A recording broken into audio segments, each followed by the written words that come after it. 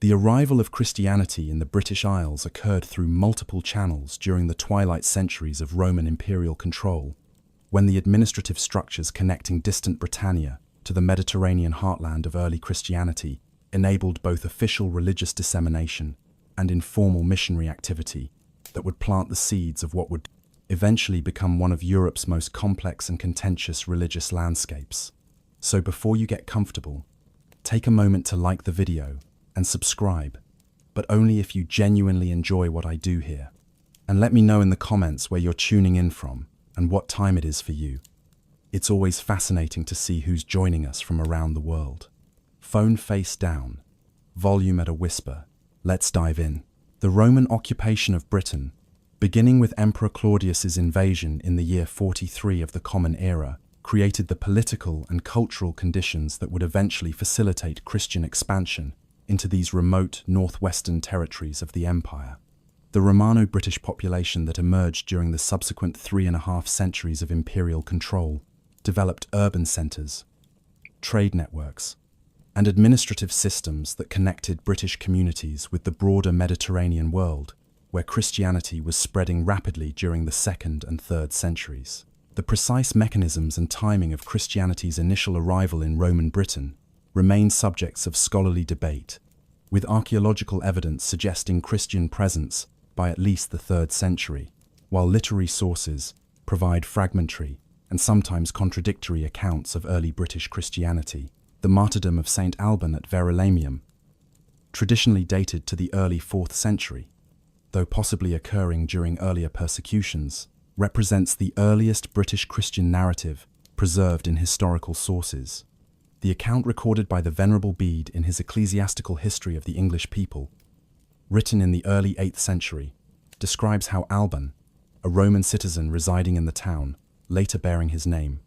sheltered a fugitive Christian priest during a period of official persecution. The narrative follows conventional martyrdom patterns found throughout early Christian literature, with Alban adopting his guest's faith and subsequently facing execution when he exchanged clothing with the priest to enable his escape. The archaeological evidence from Verulamium, including a Christian shrine established on the supposed execution site and the subsequent development of a significant cult center, suggests that regardless of the historical accuracy of specific narrative details, early British Christians recognized Alban as a genuine martyr figure whose sacrifice merited commemoration and veneration. The Council of Arles, convened in the year 314 by Emperor Constantine, following his legalization of Christianity throughout the Roman Empire, included 3 bishops from Britain among its attendees, providing definitive evidence that by the early 4th century British Christianity possessed sufficient organizational structure to participate in empire-wide ecclesiastical assemblies. The presence of British bishops at Arles indicates that Christianity in Britain had developed beyond scattered individual believers or small house churches to establish a territorial episcopal structure comparable to other Roman provinces. The identities of these British bishops, recorded in contemporary council documents, included Eborius of York, Restitutus of London, and Adelphius of either Lincoln or Colchester, demonstrating that Christian communities existed in Britain's major urban centres during this period. The participation of British representatives in subsequent 4th century councils, including the Council of Ariminum in 359, further confirms the integration of British Christianity into the broader institutional structures of the late Roman Church. Archaeological investigations at Romano-British sites have revealed material evidence for Christian worship dating to the 4th century, including possible church structures, Christian symbols incorporated into domestic mosaics, and portable objects bearing Christian iconography. The villa at Lullingstone in Kent contained what appears to be a house church established in the mid-4th century, with wall paintings featuring Christian symbols, including the Chi Rho monogram representing Christ's name. The interpretation of such archaeological evidence requires careful attention to the possibility of ambiguous symbols that might represent either Christian or pagan religious expression, particularly during transitional periods when religious affiliations remained fluid and syncretistic practices common. However, the accumulation of evidence from multiple sites across Roman Britain suggests that by the later 4th century, Christianity had established a significant presence among Romano-British populations, particularly within urban elites and military communities where connections to broader imperial culture remained strongest. The theological controversy surrounding Pelagianism during the early 5th century provides additional evidence for the vitality of British Christianity during the final decades of Roman control. Pelagius, a British or Irish monk whose teachings on free will and divine grace sparked major theological debates throughout the Christian world, developed his controversial doctrines while residing in Rome during the late 4th and early 5th centuries. The association of Pelagian ideas with British origins, whether or not Pelagius himself was actually British, indicates that continental Christians recognized Britain as a source of theological reflection and religious innovation during this period. The mission of Bishop Germanus of Auxerre to Britain in the year 429, sent by Pope Celestine to combat Pelagian influences among British Christians, demonstrates both the continued connection between British and continental Christianity and the existence of theological sophistication among British Christian communities capable of engaging with complex doctrinal disputes. The collapse of Roman administrative control in Britain during the early 5th century created conditions of political fragmentation and economic disruption that profoundly affected the institutional structures supporting Christianity in formerly Roman territories. The withdrawal of Roman military forces around the year 410, combined with the cessation of imperial financial support for urban infrastructure and the breakdown of long-distance trade networks, undermined the urban centers where Christianity had been most strongly established. The subsequent period of approximately 2 centuries, extending from the early 5th century through the end of the 6th century, witnessed the gradual Anglo-Saxon conquest and settlement of much of lowland Britain, creating a complex cultural landscape where Romano-British Christian communities survived in western regions, while pagan Germanic settlers dominated eastern territories. The relationship between Christianity and political power shifted dramatically during this transitional period, with Christian identity becoming associated with British ethnic identity, in opposition to pagan Anglo-Saxon invaders, creating patterns of religious cultural division that would influence the subsequent development of English Christianity. The survival of Christianity in Western Britain during the 5th and 6th centuries occurred primarily in regions that remained under British political control, including Wales, Cornwall, and portions of what would later become northern England and southern Scotland. The Christian communities in these regions maintained connections with Ireland, where Christianity had been introduced during the 5th century through missionaries including Patrick, creating networks of Celtic Christianity that developed distinctive liturgical practices, monastic traditions, and ecclesiastical organization, somewhat independent from continental European models. The emphasis on monasticism as the primary organizational structure for Celtic Christianity, in contrast to the episcopal territorial model prevalent in continental Europe, reflected both the social structures of Celtic societies organized around kinship groups rather than urban centers, and the particular historical circumstances of Christianity's development in Ireland without a preceding Roman institutional framework. The monastic schools established in Ireland during the 6th century, including the famous foundation at Clonmacnoise, attracted students from Britain and continental Europe, creating centers of learning and manuscript production that preserved classical texts and developed distinctive artistic styles that would influence medieval European culture. The mission sent by Pope Gregory I to Anglo-Saxon England in the year 596 marked a decisive turning point in English Christianity through the systematic introduction of Roman ecclesiastical structures and practices among the Germanic peoples who had conquered much of lowland Britain. Gregory's selection of Augustine, prior of the monastery of St. Andrew on the Caelian Hill in Rome, to lead this missionary expedition reflected the Pope's commitment to extending Roman Christianity into regions that had fallen outside effective ecclesiastical control during the post-Roman period. The expedition's arrival in Kent during 597 occurred under favourable political circumstances created by King Ethelbert's marriage to Bertha, a Frankish Christian princess whose presence at the Kentish court had already introduced Christian practices and created an environment receptive to missionary activity. Augustine's initial success in converting Ethelbert and establishing episcopal see at Canterbury provided the foundation for subsequent expansion of Roman Christianity throughout Anglo-Saxon England during the 7th century. The Augustinian missions methodology combined direct evangelization of Anglo-Saxon elites with the adaptation of existing pagan sites and practices to Christian purposes, following instructions from Pope Gregory that emphasized gradual conversion through accommodation rather than confrontational rejection of indigenous traditions. Gregory's famous letter to Abbot Mellitus, preserved in Bede's ecclesiastical history, instructed missionaries to convert pagan temples into churches rather than destroying them, and to redirect traditional festival celebrations toward Christian saints' commemorations while maintaining their outward forms. This approach reflected sophisticated understanding of the challenges involved in converting entire societies rather than merely individuals, recognizing that successful Christianization required the transformation of collective social practices and not simply changes in personal belief. The archaeological evidence from Anglo-Saxon England reveals the complexity of this conversion process, with Christian and pagan symbols sometimes appearing together in burial contexts during transitional periods, suggesting that religious identities remained fluid and syncretistic practices common during the 7th century. The expansion of Roman Christianity from its Kentish base into other Anglo-Saxon kingdoms proceeded through a combination of royal conversions, missionary activity, and the establishment of territorial bishoprics following continental European models.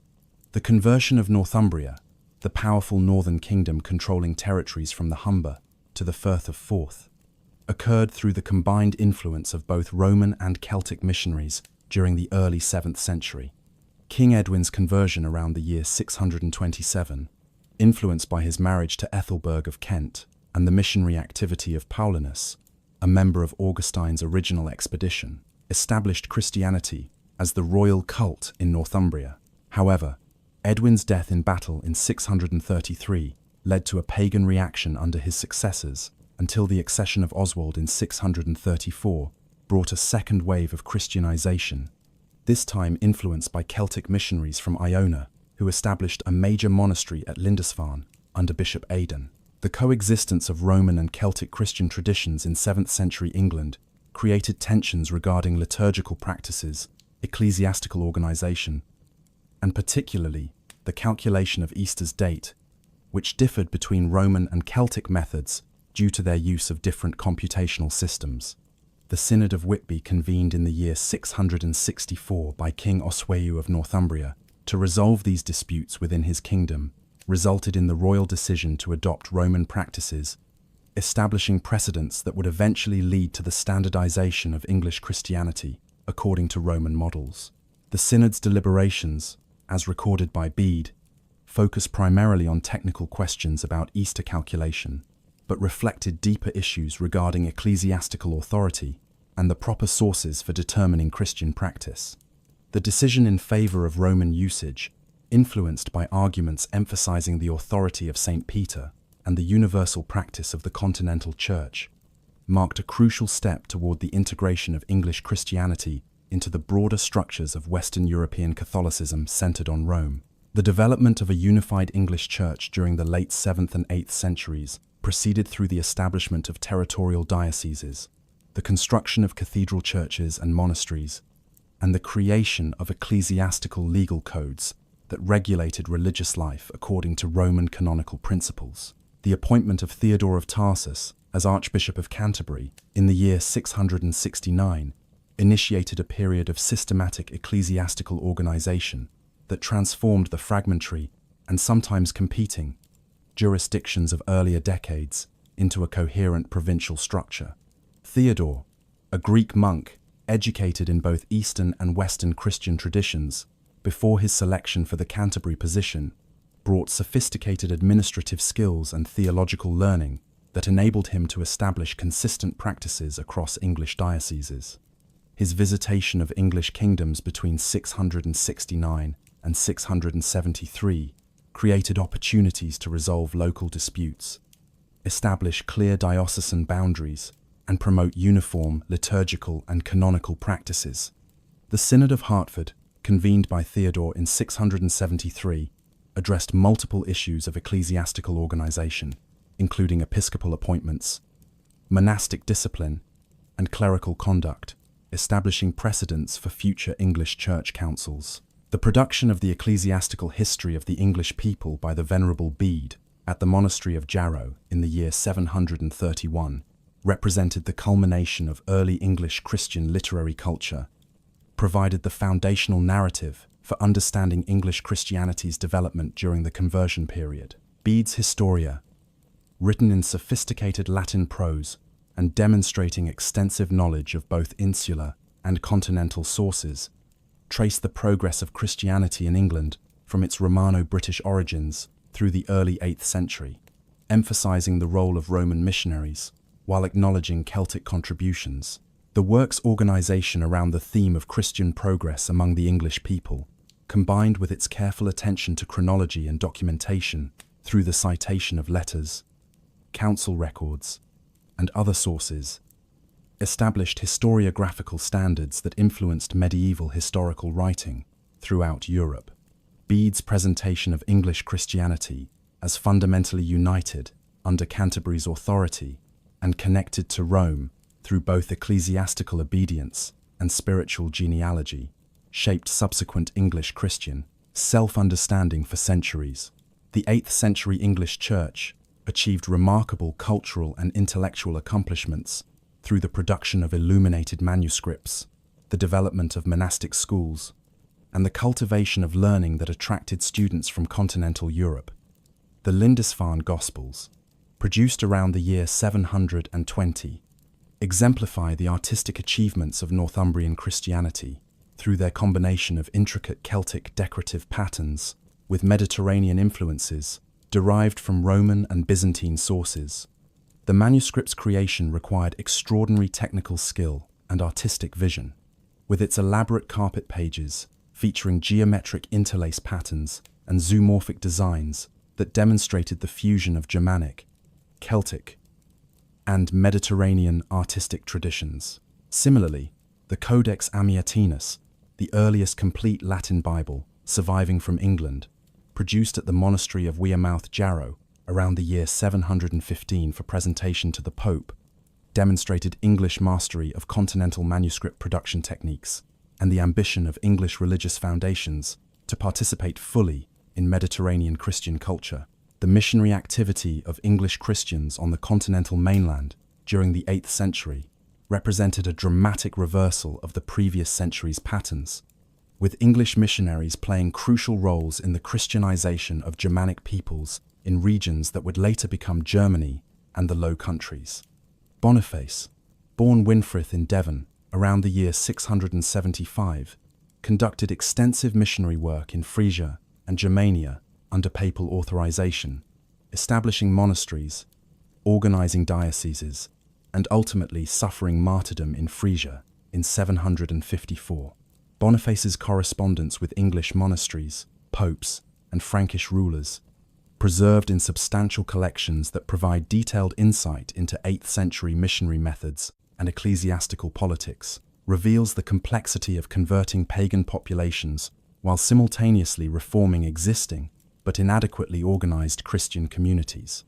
His work in organizing the Frankish Church through councils that addressed clerical discipline, established proper diocesan structures, and promoted canonical regularity demonstrates how English Christianity, itself recently converted, had developed sufficient institutional maturity to export its models to continental regions. The Viking raids, beginning in the late 8th century, disrupted English monastic life and ecclesiastical organization through systematic attacks on wealthy religious foundations that possessed valuable treasures and lacked effective military defenses. The raid on Lindisfarne in 793, recorded in contemporary sources with expressions of horror at this violation of sacred space, initiated a period of sustained Scandinavian attacks on coastal and riverine monasteries throughout England and Ireland. The destruction of religious foundations, the killing or enslavement of monastic communities, and the disruption of the cultural and economic networks supporting religious institutions created a crisis for English Christianity during the 9th century. The intensity and geographical scope of Viking activity varied considerably across different regions and time periods, with some areas experiencing devastating losses, while others remained relatively protected. But the cumulative effect fundamentally altered the landscape of English religious life. The Kingdom of Wessex emerged during the 9th century as the primary defender of Christian Anglo-Saxon England against Viking conquest, with King Alfred the Great's military and cultural programs establishing the foundation for eventual English reunification under Christian rule. Alfred's treaties with Viking leaders following his victory at Edington in 878 established the Danelaw as a distinct region where Scandinavian law and customs prevailed, creating a permanent Scandinavian presence in eastern England that would influence English society for centuries. However, Alfred's insistence that Viking leaders accept Christian baptism as part of peace settlements, combined with his promotion of Christian learning and his personal translation of key religious texts from Latin into English, demonstrated his commitment to maintaining Christianity as the fundamental basis for English cultural and political identity. The educational reforms that Alfred initiated, including the establishment of schools and the recruitment of scholars from continental Europe to revitalize English learning after decades of disruption, created the cultural foundations for the religious revival that would flourish during the 10th century. The 10th century Benedictine reform movement transformed English monasticism through the systematic introduction of continental reform ideals and the establishment of consistent observance of the rule of Saint Benedict across English religious foundations. The movement's English leaders, particularly Dunstan, Archbishop of Canterbury, from 960 to 988, Ethelwold, Bishop of Winchester from 963 to 984, and Oswald, Bishop of Worcester and Archbishop of York, had experienced reformed Benedictine monasticism on the continent and returned determined to implement similar reforms in England. The Regularis Concordia, compiled around 970 to provide unified customs for English Benedictine houses, established detailed regulations for monastic life, including liturgical practices, daily schedules, and relationships with royal and episcopal authorities, creating a distinctively English interpretation of Benedictine monasticism while maintaining connection to continental reform movements. The ecclesiastical reforms accompanying monastic renewal included efforts to improve clerical education, regulate clerical marriage, and enhance liturgical standards in parish churches, serving the broader population beyond monastic communities. The replacement of communities of secular canons with reformed Benedictine monks at major cathedral churches, including Winchester, Worcester, and Canterbury, signaled the reformers' determination to establish monastic discipline and learning at the center of English ecclesiastical life. These changes sometimes generated conflict between displaced secular clergy and incoming monks, reflecting tensions between different visions of religious life and competing claims to ecclesiastical property and income. However, royal support for the reforms, particularly during the reign of King Edgar from 959 to 975, provided the political backing necessary to implement controversial changes despite local resistance. The Norman conquest of 1066 initiated profound transformations in English ecclesiastical structures through the systematic replacement of English bishops and abbots with Norman appointees, the introduction of continental architectural styles for church construction, and the strengthening of connections between the English Church and papal authority. William the Conqueror's partnership with Lanfranc, appointed Archbishop of Canterbury in 1070,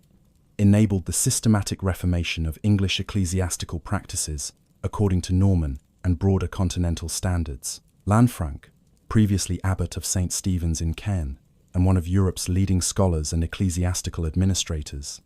brought sophisticated understanding of canon law and continental ecclesiastical organization to his work reorganizing the English Church. The councils held under Lanfranc's direction addressed multiple aspects of ecclesiastical discipline, liturgical practice, and organizational structure, establishing precedents for Norman ecclesiastical governance that would shape English Christianity for subsequent centuries. The construction of massive stone cathedrals and abbey churches in the Norman Romanesque style transformed the physical landscape of English Christianity during the late 11th and 12th centuries.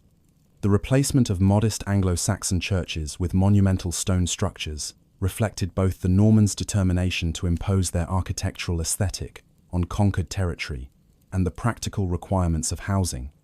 elaborate liturgies, and accommodating pilgrims visiting important shrines. The rebuilding of Canterbury Cathedral following a fire in 1067 created one of the largest and most architecturally sophisticated churches in Northern Europe, establishing a model that subsequent cathedral projects would emulate. Similarly, the construction of new cathedrals at Durham, Winchester, Norwich, and numerous other locations demonstrated the scale of Norman investment in ecclesiastical architecture and the ambition to create physical monuments expressing Norman religious and political authority. The murder of Thomas Becket, Archbishop of Canterbury, in his cathedral on the 29th of December, 1170 created the most significant English saints cult of the medieval period and dramatically illustrated the tensions between royal and ecclesiastical authority that characterized 12th century English Christianity. The conflict between Becket and King Henry II centered on the scope of royal jurisdiction over the clergy, with Becket defending ecclesiastical immunity from secular courts, while Henry insisted on extending royal justice to clerical offenders. The Constitutions of Clarendon, promulgated by Henry in 1164 to define the relationship between church and state, represented the king's attempt to restore what he claimed were traditional English customs, limiting ecclesiastical independence. Becket's initial acceptance and subsequent rejection of these constitutions escalated the conflict, leading to his exile in France from 1164 to 1170 and his dramatic return shortly before his assassination. The immediate aftermath of Becket's murder witnessed widespread belief in his sanctity and the attribution of numerous miracles to his intercession, leading to his rapid canonization by Pope Alexander III in 1173. The shrine established at Canterbury became one of medieval Christianity's most important pilgrimage destinations, attracting visitors from throughout England and continental Europe who sought healing, divine favor, or spiritual merit through veneration of the martyred archbishop. The pilgrimage traffic to Canterbury generated substantial revenue for the cathedral and the surrounding town, while creating a cultural phenomenon that influenced English literature, art, and religious practice for centuries. The elaborate shrine constructed to house Becket's remains featured precious metals and gemstones donated by royal and noble pilgrims, creating a spectacular visual focus for devotional activity that symbolized both the saint's spiritual power and the church's material wealth. The expansion of monastic life during the 12th and 13th centuries introduced new religious orders to England, including Cistercians, Augustinian canons, Premonstratensians, and later mendicant orders, creating diverse models of religious life beyond traditional Benedictine monasticism. The Cistercian order's emphasis on austere living, agricultural labor, and settlement in remote locations attracted substantial aristocratic patronage in England,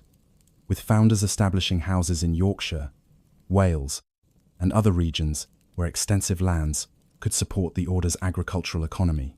Revolx Abbey in Yorkshire, founded in 1132,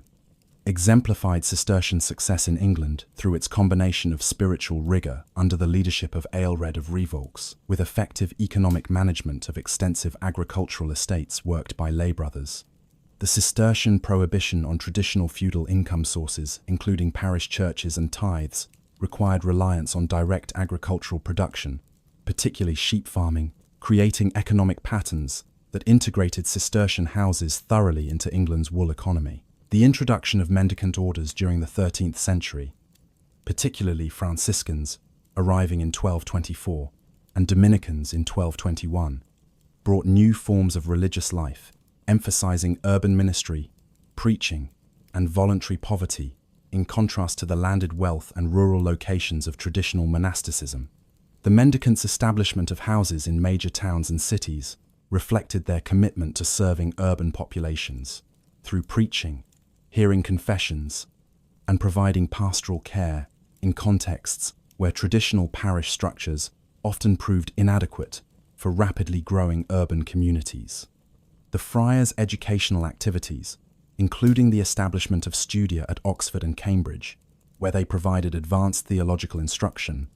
contributed significantly to English intellectual life, while creating occasional tensions with secular clergy, who resented mendicant competition for parishioners' devotion and financial support. The development of universities at Oxford and Cambridge during the 12th and 13th centuries created centres for advanced theological and philosophical study that connected English scholarship to broader European intellectual movements, while training clergy for administrative and pastoral service.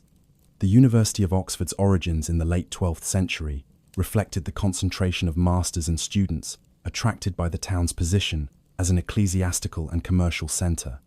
The university's organisation into colleges, beginning with University College, Balliol, and Merton in the mid-13th century, provided institutional structures supporting advanced study and creating permanent foundations that could accumulate libraries, attract endowments, and maintain continuous intellectual traditions. The dominance of theology and canon law in medieval university curricula reflected the Church's control over higher education and the practical reality that most university-educated men pursued ecclesiastical careers requiring sophisticated theological and legal knowledge. The administrative sophistication of the medieval English Church created elaborate bureaucratic structures, managing vast landed estates, collecting ecclesiastical revenues, staffing an extensive judicial system, and maintaining records documenting ecclesiastical property, clerical appointments, and legal proceedings. The bishops' registers, maintained systematically from the 13th century onward, provide extraordinary documentation of episcopal activities, including ordinations, institution of clergy to benefices, visitation of monasteries and parishes, and administration of diocesan property. These records reveal the complexity of episcopal administration requiring substantial staffs of trained administrators, lawyers, and clerks to manage the multiple responsibilities attached to major ecclesiastical offices. The operation of ecclesiastical courts exercising jurisdiction over matters including marriage, probate of wills, moral offences, and disputes involving clergy created a parallel legal system with its own procedures, professionals, and extensive case law that affected the daily lives of English Christians across all social classes. The parish system providing pastoral care to England's rural and urban populations achieved its mature form during the 13th century through the division of the country into thousands of parishes, each theoretically served by a resident priest responsible for providing sacraments, religious instruction, and pastoral care to parishioners. The construction of parish churches across the English landscape, ranging from modest rural chapels to substantial urban churches, created the physical infrastructure supporting this pastoral system. The Gothic architectural style emerging during the 13th century transformed parish church construction through its use of pointed arches, ribbed vaults, and large windows filled with stained glass that created luminous interior spaces, conducive to elaborate liturgical performances. The gradual elaboration of parish churches through successive building campaigns that added towers, aisles, chapels, and decorative features reflected both increasing congregational wealth and intensifying devotional practices, emphasizing visual splendor in worship spaces. The economic foundations supporting ecclesiastical institutions derived from multiple sources, including landed estates, generating agricultural income, tithes collected from agricultural production, fees for sacramental services, voluntary offerings, and income from ecclesiastical courts and administrative services. The Church's collective landholdings, including properties controlled by bishops, cathedral chapters, monasteries, constituted approximately 1/3 of England's cultivated land, making the Church England's largest single landowner with enormous economic influence. The management of these estates required sophisticated administrative capabilities and created economic relationships connecting ecclesiastical landlords with thousands of tenant farmers, agricultural labourers, and rural communities dependent on church lands for their livelihoods. The tensions inherent in the Church's dual role as spiritual institution and major economic power generated periodic criticism from reformers who questioned whether extensive property holdings and involvement in secular economic activities compromised religious institutions' spiritual missions. The development of popular religious practices including pilgrimage, veneration of saints and their relics, use of indulgences, and participation in religious guilds created forms of lay piety that engaged ordinary Christians in religious activities beyond the minimal requirements of annual confession and communion. The pilgrimage to Canterbury remained England's most important domestic pilgrimage destination throughout the later medieval period, but numerous other shrines, including Walsingham, with its replica of the Holy House of Nazareth, Durham, with the shrine of St. Cuthbert, and Glastonbury, associated with legends of King Arthur and Joseph of Arimathea, attracted pilgrims seeking spiritual benefits and physical healing. The commercialization of pilgrimage through the sale of badges, souvenirs, and hospitality services created economic opportunities for towns and religious foundations controlling pilgrimage sites, while generating criticism from reformers who questioned whether commercial exploitation undermined pilgrimage's spiritual authenticity. The Black Death's arrival in England during 1348 initiated demographic catastrophe that killed between 1/3 and 1/2 of the population during its initial outbreak and returned in subsequent waves throughout the later 14th century. The plague's devastating impact on religious institutions included high mortality among clergy required to maintain contact with sick and dying parishioners, disruption of monastic life as communities lost substantial portions of their members, and challenges to religious explanations for suffering that seemed random and excessive. The interpretation of plague as divine punishment for collective sin generated intensified penitential practices, including flagellant processions, foundation of chantries for masses benefiting souls in purgatory, and increased devotion to saints associated with plague protection. However, the plague also generated questions about divine justice and providence that contributed to growing criticism of ecclesiastical institutions' effectiveness in providing spiritual protection and pastoral care during crisis. The Peasants' Revolt of 1381 revealed tensions between ecclesiastical landlords and rural populations, resentful of economic obligations, including labor services, tithes, and other dues supporting wealthy religious institutions. The rebels' attacks on ecclesiastical property and the murder of Archbishop Simon Sudbury during the uprising demonstrated how economic grievances could generate violent hostility toward church institutions perceived as exploitative landlords rather than spiritual guides. The revolt's suppression and the subsequent restoration of traditional social hierarchies did not eliminate underlying tensions between ecclesiastical economic power and popular expectations that religious institutions should exemplify spiritual values rather than pursue wealth accumulation. These tensions contributed to receptivity toward religious reform movements that criticized ecclesiastical corruption and called for return to supposedly purer apostolic practices. The theological and ecclesiastical reform movement associated with John Wycliffe during the later 14th century developed systematic criticism of multiple aspects of late medieval church practice, including papal authority, transubstantiation, clerical wealth, monasticism, and the sacramental system. Wycliffe, an Oxford theologian whose academic career during the 1370s and 1380s coincided with political conflicts between England and the papacy regarding ecclesiastical taxation and appointments,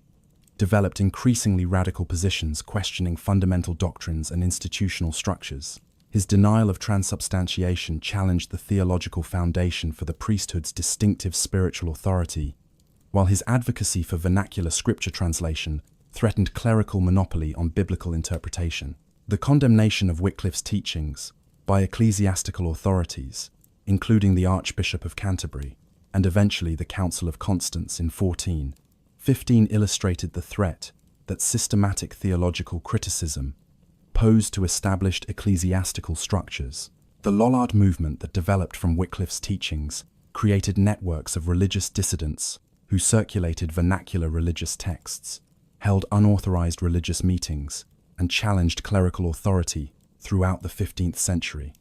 The social composition of Lollardy included both educated laypeople, capable of reading and discussing theological texts, and artisans and craftspeople, attracted to religious teachings, emphasizing scripture over ecclesiastical tradition.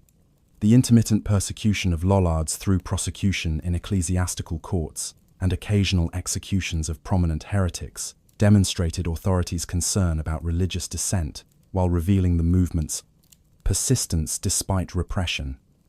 The survival of Lollard communities into the early 16th century created receptivity toward Protestant ideas introduced during the Reformation,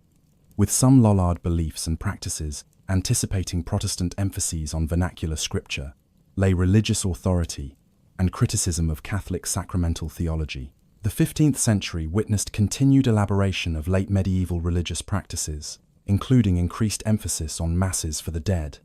proliferation of chantries where priests performed perpetual masses for founders' souls, and growing emphasis on the doctrine of purgatory as an intermediate state where souls underwent purification before entering heaven. The investment in chantry foundations by merchants,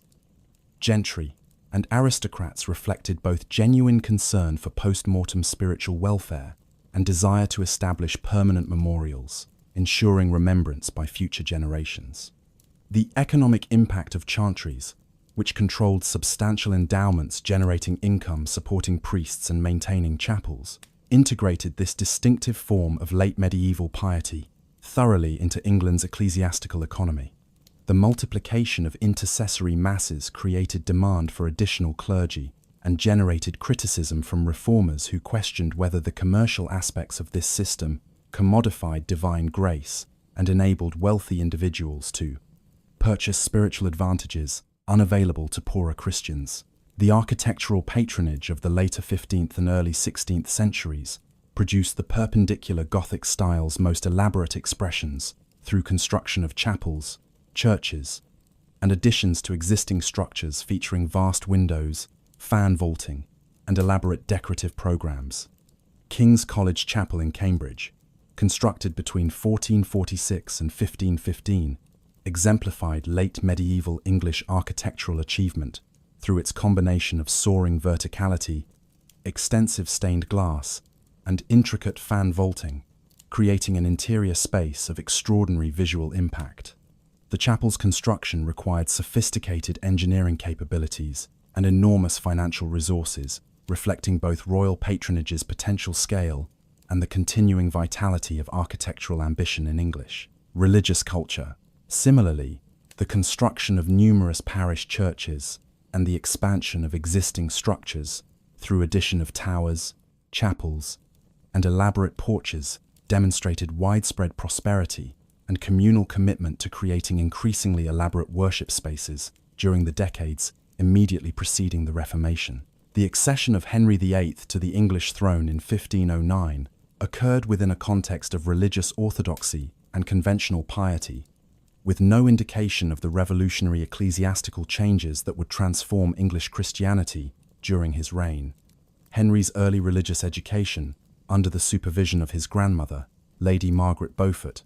his authorship of the Assertio Septem Sacramentorum, defending Catholic sacramental theology against Martin Luther's criticisms, and his receipt of the title Defender of the Faith from Pope Leo X in 1521, demonstrated his commitment to Catholic orthodoxy. The theological controversies emerging from Luther's challenge to papal authority and Catholic doctrine generated official English opposition during the 1520s, with Cardinal Thomas Wolsey organizing public burnings of Lutheran books and prosecuting suspected heretics. The protection of Catholic orthodoxy appeared secure under royal authority, committed to defending traditional faith against Protestant innovation. The transformation of Henry's relationship with the papacy from defender of Catholic orthodoxy to architect of schism occurred primarily through the complicated dynastic and personal circumstances surrounding his marriage to Catherine of Aragon and his determination to secure an annulment enabling remarriage. The absence of a male heir from Henry's marriage to Catherine,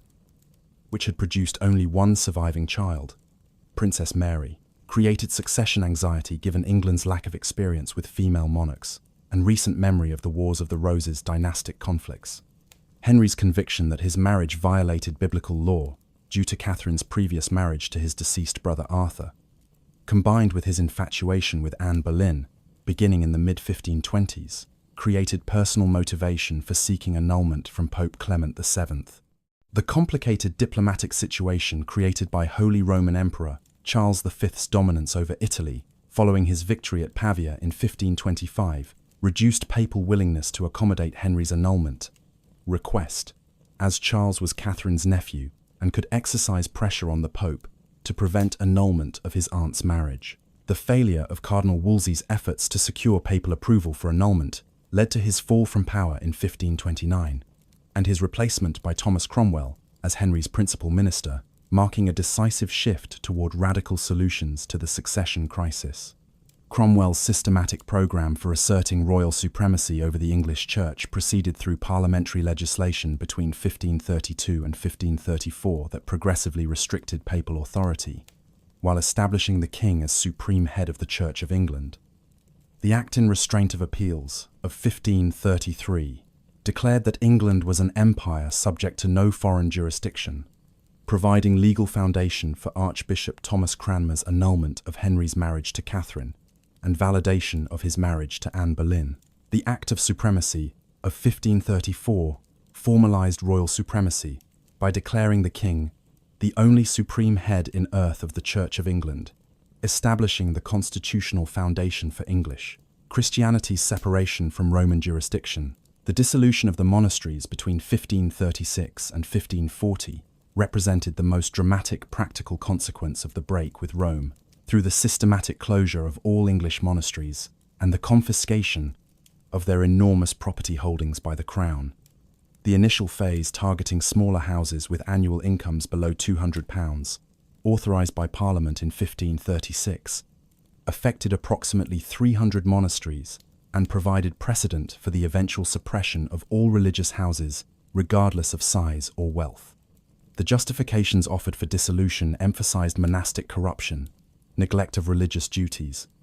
and the value of redirecting resources towards supposedly more beneficial purposes, including education and poor relief.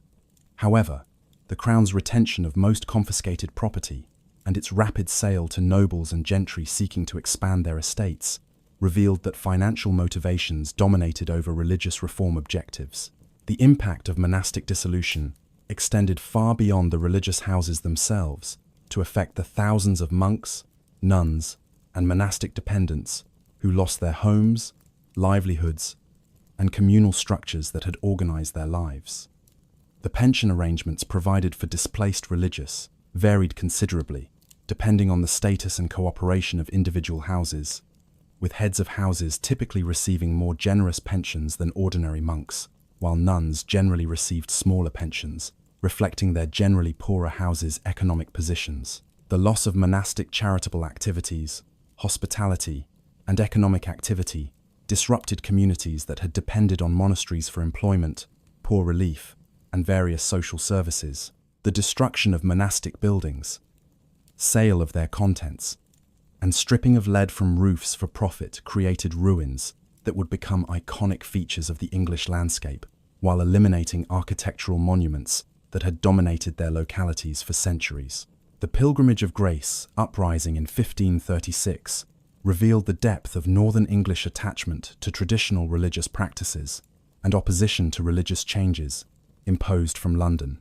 The revolt, which mobilized tens of thousands of participants from Yorkshire and surrounding regions, demanded restoration of monasteries, removal of heretical bishops, and punishment of Cromwell and other reformers blamed for innovations in religion.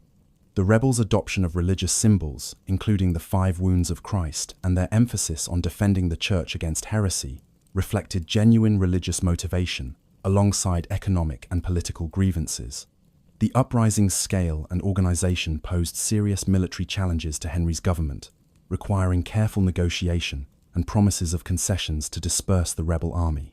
However, Henry's subsequent execution of leaders and abandonment of promised reforms demonstrated the regime's determination to proceed with religious changes, regardless of popular opposition. The doctrinal position of the Henrician Church represented an unstable compromise between Catholic theology and Protestant influences, maintaining traditional sacramental theology and liturgical practices, while rejecting papal authority and permitting limited religious reforms. The 6 Articles Act of 1539 reaffirmed Catholic positions on transubstantiation, communion in one kind, clerical celibacy, monastic vows, private masses, and auricular confession, disappointing reformers who hoped for more substantial doctrinal changes. The Act for the Advancement of True Religion in 1543 restricted Bible reading to upper social classes, reflecting conservative concern that vernacular scripture might encourage heretical interpretations among theologically unsophisticated readers. These conservative measures alternated with reforms, including authorization of English Bible reading in churches, dissolution of chantries begun in Henry's final years, and promotion of clergy with Protestant sympathies, including Thomas Cranmer, who retained his position as Archbishop of Canterbury throughout Henry's reign. The accession of Edward VI in 1547 enabled Protestant reformers to implement systematic transformation of English religious practice through the authority of a Protestant-controlled regency government, governing on behalf of the 9-year-old king. The repeal of the 6 Articles Act and the dissolution of remaining chantries in 1547 removed conservative restrictions and eliminated institutional structures supporting traditional Catholic practices. The introduction of the Book of Common Prayer in 1549 replaced the Latin liturgy with English services, following Protestant theological principles including communion in both kinds and rejection of sacrificial interpretations of the Mass. Archbishop Cranmer's composition of the prayer book created elegant English prose that would influence the development of the English language, while establishing liturgical forms that combined elements from various continental Protestant sources with adaptations to English conditions. The book's imposition through the Act of Uniformity required all clergy to use the new services under penalty of prosecution, establishing uniformity through legal compulsion rather than voluntary acceptance. The religious changes implemented during Edward's brief reign proceeded with increasing radicalism through dissolution of collegiate churches, removal of images and decorations from parish churches, and introduction of more explicitly Protestant theology in the revised prayer book of 1552. The iconoclasm directed against religious images, rood screens, wall paintings, and decorative features that had adorned medieval churches eliminated much of the visual culture supporting traditional Catholic piety. The whitewashing of wall paintings, destruction of statuary, and removal of altars in favor of communion tables reflected Protestant conviction that Catholic worship had fostered idolatry through inappropriate emphasis on material objects rather than spiritual devotion. The resistance to these changes varied across different regions, with some communities embracing Protestant reforms while others concealed religious objects hoping for eventual restoration of traditional practices. The succession of Mary I following Edward's death in 1553 brought immediate reversal of Protestant reforms through a Catholic queen determined to restore papal obedience and traditional religious practices. Mary's initial religious legislation repealed Edward's Protestant statutes and restored the religious situation as it existed at the end of Henry VIII's reign, stopping short of immediately addressing the break with Rome. The formal reconciliation with Rome, accomplished through Cardinal Reginald Pole's absolution of the realm from schism in November 1554, restored papal authority while accepting the permanence of monastic property. Redistribution. Recognizing that restoration of confiscated lands would be impossible given the number of lay proprietors who had acquired former ecclesiastical property. The revival of heresy laws in December 1554 provided legal framework for prosecution of Protestants who refused to conform to restored Catholicism, initiating persecutions that would profoundly influence English Protestant identity and anti-Catholic sentiment for centuries. The Marian persecution of Protestants through prosecution in ecclesiastical courts and execution of convicted heretics resulted in approximately 280 executions between 1555 and 1558, creating the martyrs, whose stories John Foxey would compile in his Acts and Monuments. The victims included Bishops Nicholas Ridley and Hugh Latimer, burned at Oxford in October 1555, and Archbishop Thomas Cranmer, executed in March 1556 after a period of recantation, followed by dramatic reaffirmation of Protestant faith. The concentration of executions in London and southeastern England reflected both the region's stronger Protestant presence and the authorities' strategy of making examples in areas where dissent was most visible. The public nature of executions, conducted before crowds that sometimes expressed sympathy for victims, created propaganda opportunities for Protestants, who portrayed martyrs as innocent victims of Catholic tyranny, while Catholics presented them as obstinate heretics, justly punished for refusing to abandon error. The publication of John Foxe's Acts and Monuments, first appearing in English in 1563 and repeatedly revised and expanded through 1583, shaped English Protestant historical memory through its comprehensive documentation of persecution narratives and its interpretation of English history as a struggle between true religion and Catholic corruption. Foxe's massive work, running to thousands of pages illustrated with numerous woodcuts depicting martyrdoms and other events, combined historical documentation through extensive citation of letters, trial records, and eyewitness accounts with theological interpretation presenting Protestant martyrs as faithful witnesses, comparable to early Christian martyrs who had died rather than compromise true faith. The book's influence extended far beyond its initial publication through its placement in churches for public reading and its incorporation into English Protestant culture as a foundational text shaping anti-Catholic attitudes. The emphasis on Mary's reign as a period of cruel persecution, when Catholic authorities murdered innocent Christians for their faith, created lasting associations between Catholicism and violent intolerance that would influence English political and religious culture for centuries. The accession of Elizabeth I in November 1558 initiated a third major religious transformation within a single decade, as the new queen and her advisors constructed a religious settlement attempting to balance competing demands from Catholic and Protestant factions while establishing royal supremacy over English Christianity. The Elizabethan settlement, enacted through parliamentary legislation in 1559, re-established royal supremacy through the Act of Supremacy and imposed Protestant worship through the Act of Uniformity, requiring use of a commonant, revised Book of Common Prayer. The settlement's theological ambiguity, intentionally preserving language susceptible to both Catholic and Protestant interpretation, reflected Elizabeth's pragmatic recognition that imposing theological uniformity on a religiously divided nation would prove impossible.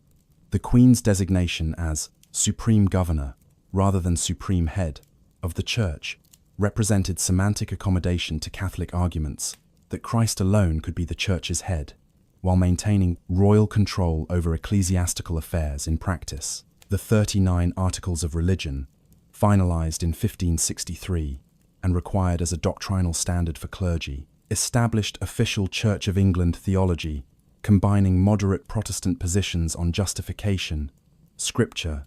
and sacraments with retention of episcopal church government and elements of traditional liturgical practice. The article's careful phrasing on contested doctrines, including predestination, the real presence in the Eucharist, and the nature of church authority, reflected deliberate ambiguity designed to comprehend the widest possible range of opinion within the established church. The requirement that clergy subscribe to the articles while lay conformity required only church attendance and acceptance of the Book of Common Prayer, created a church capable of including both convinced Protestants and conservatives with residual Catholic sympathies. This comprehensiveness became a defining characteristic of the Church of England, distinguishing it from both continental Protestantism's tendency toward doctrinal precision and Catholicism's emphasis on theological uniformity. The developing Catholic recusant community of English Catholics who refused to attend Church of England services faced increasing legal penalties and social marginalization as Elizabeth's reign progressed and Catholic opposition to her rule intensified. The excommunication of Elizabeth by Pope Pius V in 1570 through the bull Regnans in Excelsis declared the Queen a heretic, released her subjects from allegiance, and effectively defined English Catholicism as treasonous in the government's view. The bull's timing,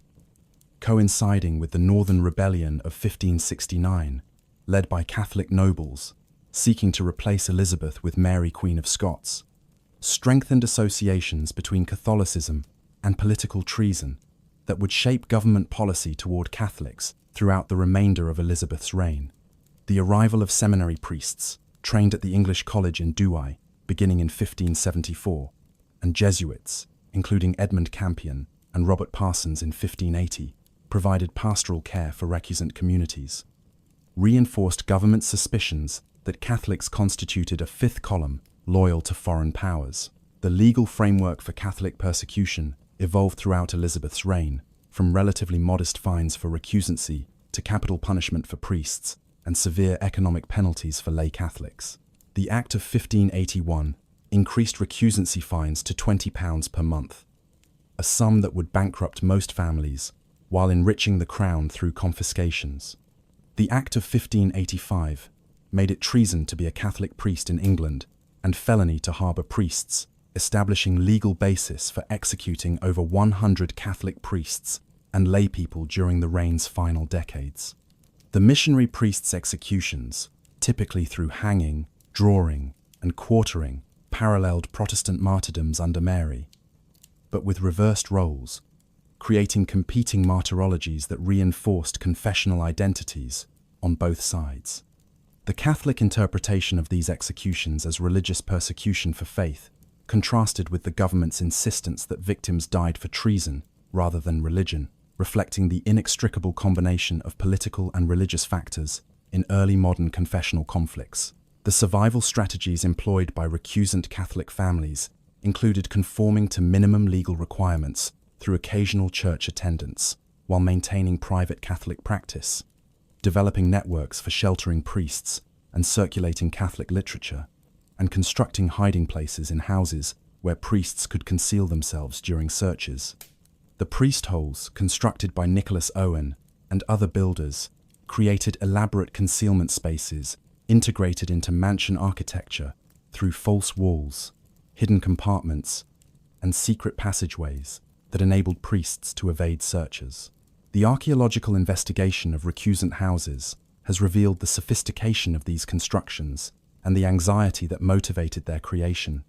as discovery of priests could result in execution for both priests and those harboring them. The social costs of recusancy extended beyond legal penalties, to include exclusion from universities, legal profession, and government service, creating a Catholic community increasingly marginalized from mainstream English society. The succession of James I in 1603 raised Catholic hopes for toleration, given James's moderate religious policies in Scotland and his correspondence with Catholic leaders suggesting sympathy for their situation. However,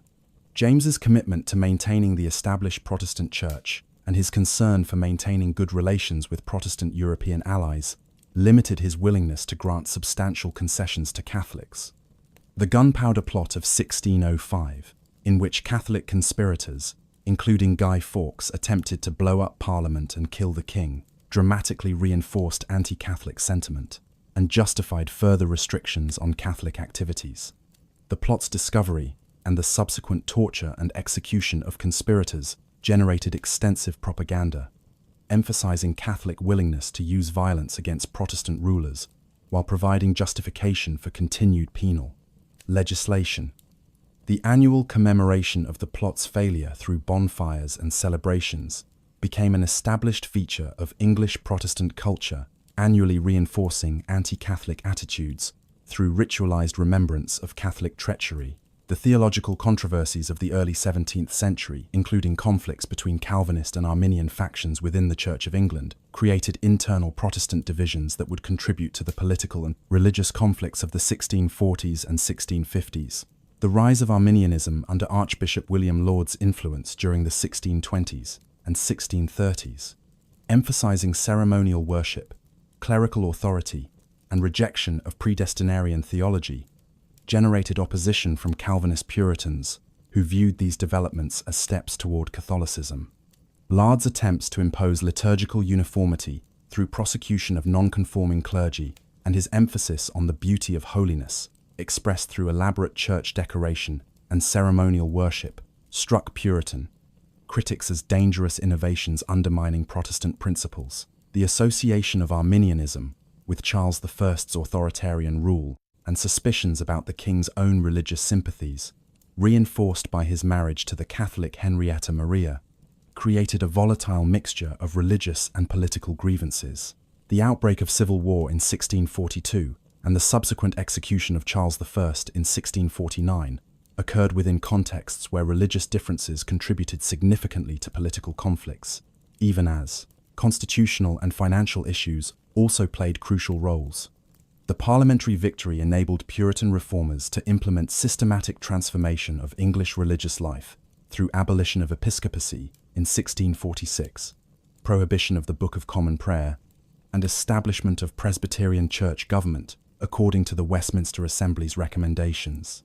The execution of Archbishop Laud in 1645 symbolized the rejection of his religious program, while the sequestration of royalist clergy from their benefices removed thousands of Church of England clergy and installed Presbyterian or independent ministers in their places. The religious diversity of parliamentary forces, including Presbyterians seeking to establish a uniform state church and independents favoring congregational autonomy, prevented the construction of stable religious settlement during the interregnum. The Catholic community's position during the Civil War and interregnum reflected complex calculations regarding which side offered better prospects for toleration, or at least reduced persecution. The association of Catholicism with the royalist cause due to Charles I's Catholic wife and the presence of Catholics in royalist armies created parliamentary suspicion that Catholics were actively supporting royal tyranny against parliamentary liberties. However, the actual Catholic contribution to royalist forces remained limited given Catholic numbers and the legal disabilities restricting their participation in public life. The Republican regime's general hostility toward Catholicism, as part of the broader rejection of traditional religious hierarchies, meant that Catholics experienced continued marginalization and persecution, despite occasional rhetoric about religious toleration from some independent and sectarian groups. The restoration of Charles II in 1660 included re-establishment of the Episcopal Church of England and reversal of the religious changes implemented during the interregnum. The Act of Uniformity of 1662 required clergy to use the restored Book of Common Prayer and assent to episcopal ordination, resulting in the ejection of approximately 2,000 clergy who refused to conform. The Clarendon Code's subsequent legislation, including the Corporation Act, Conventicle Act, and 5 Mile Act, restricted nonconformist religious activities and political participation, while re-establishing the Church of England's monopoly on legal worship. The restored church's theological position remained fundamentally Protestant. Despite Catholic hopes that Charles's sympathies might lead to toleration, with the 39 Articles retained as the doctrinal standard and Protestant worship patterns restored, the succession crisis created by the revelation of the Duke of York's conversion to Catholicism generated intense political conflict during the 1670s and 1680s, as parliamentary factions attempted to exclude him from succession while the king defended hereditary right. The Popish Plot of 1678, an entirely fictional conspiracy invented by Titus Oates, alleging Catholic plans to assassinate Charles and install James through French military intervention, generated anti-Catholic hysteria, resulting in the execution of approximately 22 Catholics on perjured testimony. The political manipulation of anti-Catholic sentiment during the Exclusion Crisis demonstrated the continued power of confessional prejudice in English political culture, while revealing deep divisions regarding the relationship between Protestantism and political legitimacy. The failure of exclusion efforts and James's peaceful accession in 1685 appeared to confirm that hereditary succession transcended religious considerations. James II's brief reign, from 1685 to 1688, witnessed systematic attempts to advance Catholic interests through appointments of Catholics to military, academic, and government positions, suspension of penal laws through royal prerogative, and promotion of religious toleration policies that threatened the Church of England's privileged position. The King's Declaration of Indulgence, issued in 1687, suspended religious penalties for both Catholics and Protestant dissenters, creating an alliance of convenience between Catholics seeking toleration and dissenters resenting Anglican persecution. However, the declaration's reliance on disputed royal prerogative powers generated opposition from Anglicans, who viewed it as unconstitutional regardless of its religious provisions. The prosecution of 7 bishops who refused to read the declaration in churches created martyrs for the Church of England. while demonstrating the king's willingness to challenge ecclesiastical privileges in pursuit of Catholic advancement. The birth of James II's son in June 1688 created prospect of Catholic dynasty that transformed political calculations and precipitated the invitation to William of Orange that led to the glorious Revolution. William's invasion in November 1688 and James's subsequent flight to France enabled the revolutionary settlement established through the Bill of Rights and other legislation that permanently excluded Catholics from the throne and established Protestantism as essential qualification for English monarchy. The Revolution's relatively bloodless success in England contrasted sharply with its violent consequences in Ireland, where James's attempt to regain his throne through alliance with Catholic Irish forces led to Protestant victory. At the Battle of the Boyne in 1690, that would have lasting symbolic significance for Protestant identity. The Revolution settlement's religious provisions reaffirmed the Church of England's established position, while granting limited toleration to Protestant dissenters through the Toleration Act of 1689, with Catholics explicitly excluded from toleration's benefits. The 18th century witnessed the full implementation of penal legislation against Catholics through systematic enforcement of restrictions on Catholic worship, education, property ownership, and political participation. The requirement that office holders take oaths denying Catholic doctrines, including transubstantiation, effectively excluded Catholics from all government positions, military commissions, legal profession, and universities. The restrictions on Catholic property rights through prohibition of primogeniture unless heirs conform to the Church of England and provisions enabling Protestant relatives to claim Catholic estates encouraged conversions while undermining Catholic families' economic foundations.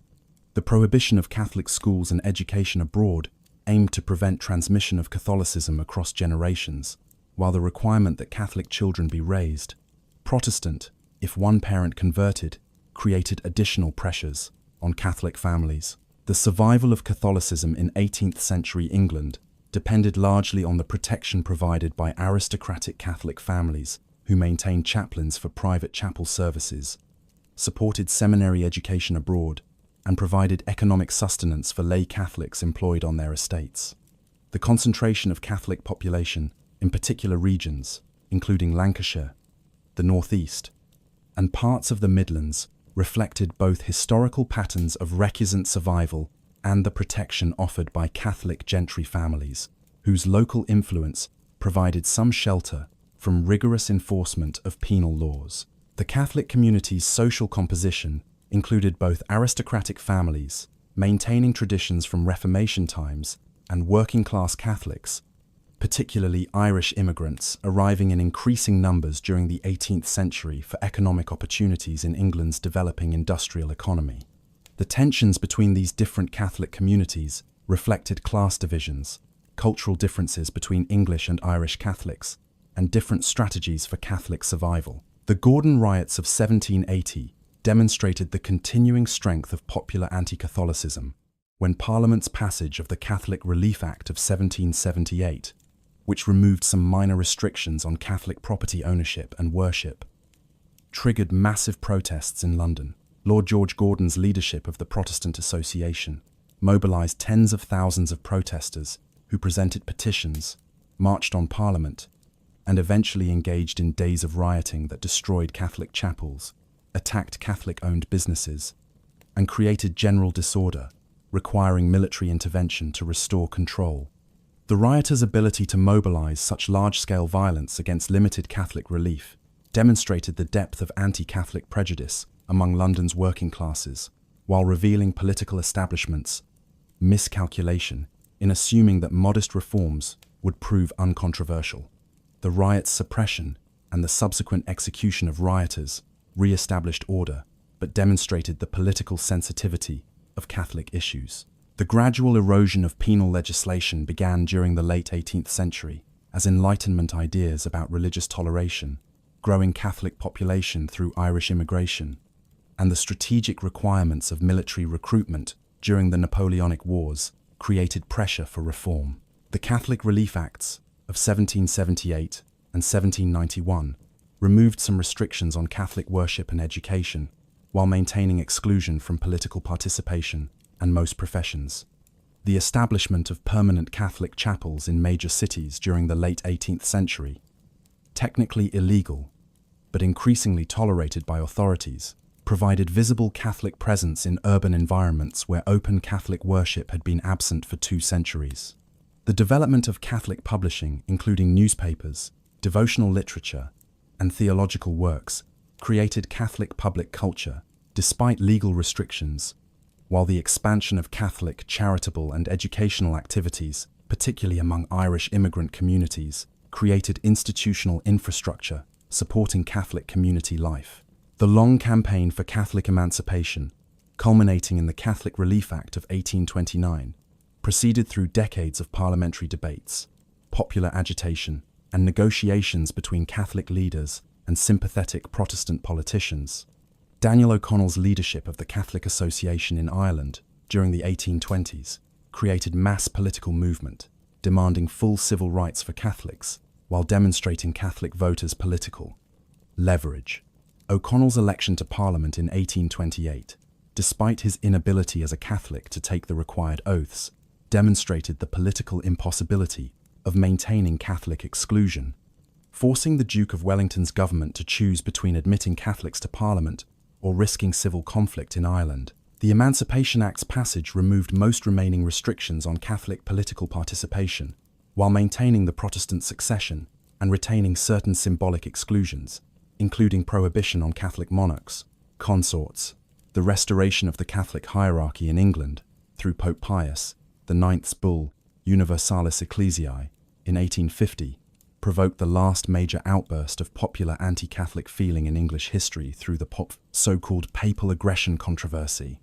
The establishment of territorial dioceses, with ordinary bishops holding titles from English towns, rather than continuing the missionary structure, with vicars apostolic holding titles from ancient sees in partibus infidelium, represented practical necessity for administering growing Catholic population. However, the perceived presumption of establishing a Catholic hierarchy with territorial jurisdiction generated fierce Protestant reaction, expressed through protest meetings, hostile newspaper coverage,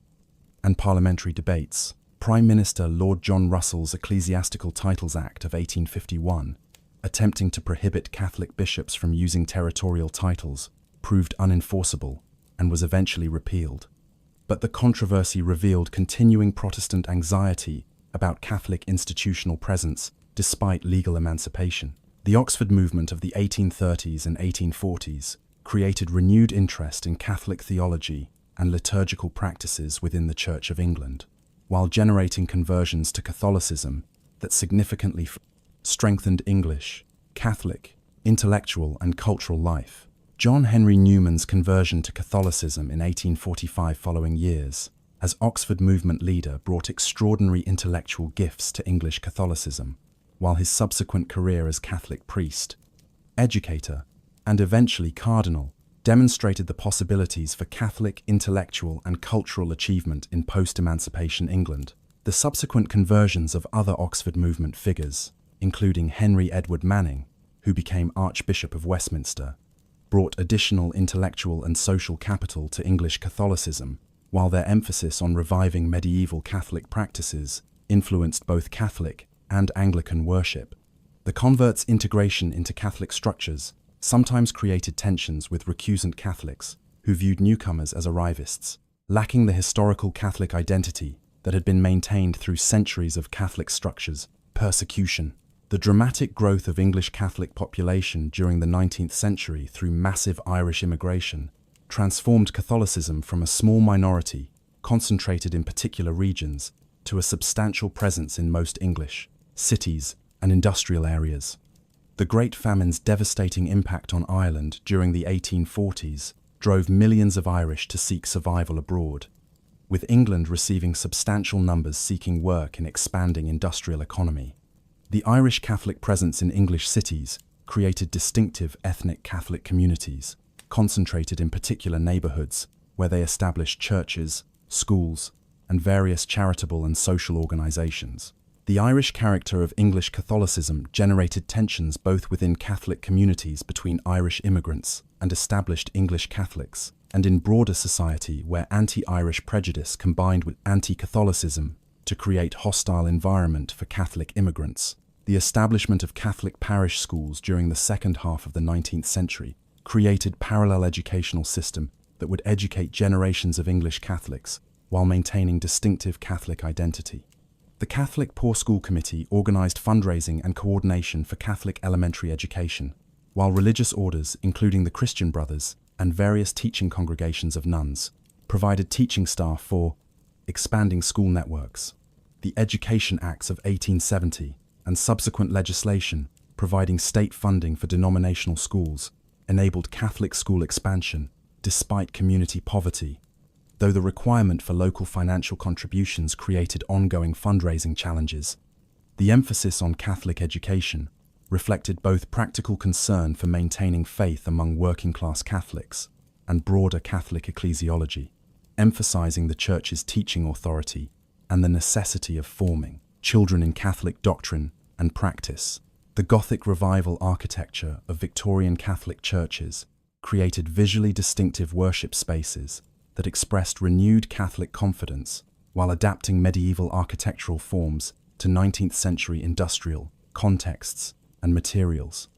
Augustus Welby Pugin's architectural theory and designs established Gothic as the authentic Christian architectural style, while his numerous church commissions demonstrated Gothic's adaptability to Catholic liturgical times, requirements and modest budgets. The construction of Westminster Cathedral in Byzantine Revival style, rather than Gothic during 1895 through 1903, represented deliberate decision to create distinctive architectural identity for English, Catholicism's premier church, while avoiding direct competition with Westminster Abbey's Gothic magnificence. The cathedral's incomplete interior decoration, with extensive areas remaining undecorated due to funding limitations, created opportunities for ongoing artistic contribution while symbolizing English Catholicism's continuing development. The restoration of religious orders in England during the 19th century recreated monastic life, absent since the Reformation, through foundations of both revived medieval orders and new congregations developed in response to modern conditions. The Benedictine restoration at Downside and other locations reconnected English Catholicism with monastic traditions, while new congregations, including the Passionists, Redemptorists, and Rosminians, brought continental Catholic religious life to England. The proliferation of female religious congregations devoted to education, healthcare, and social service created unprecedented opportunities for Catholic women's religious vocations, while their practical charitable works established Catholic institutional presence in education and healthcare. The religious order's collective contribution to Catholic institutional development through staffing schools, hospitals, orphanages, and other institutions created infrastructure supporting Catholic communal life. The development of English Catholic devotional life during the 19th century incorporated continental European practices, including benediction of the Blessed Sacrament, May devotions, Stations of the Cross, and various Marian devotions that had been less prominent in earlier English Catholic practice. The ultramontane emphasis on papal authority and Roman liturgical practices, promoted particularly by Manning and other convert clergy, contrasted with older English Catholic traditions emphasizing continuity with pre-Reformation English Christianity. These tensions between ultramontane and Old Catholic tendencies reflected broader debates within European Catholicism regarding the relationship between national Catholic traditions and Roman Universalism. The definition of papal infallibility at the First Vatican Council in 1870 strengthened ultramontane positions, while generating controversy among Catholics and Protestants concerned about implications for Catholic political loyalties. The social Catholicism, developing in late 19th and early 20th century, England engaged with poverty, labour issues, and social justice concerns through both practical charitable works and theoretical engagement with Catholic social teaching, articulated in papal encyclicals, including Rerum Novarum.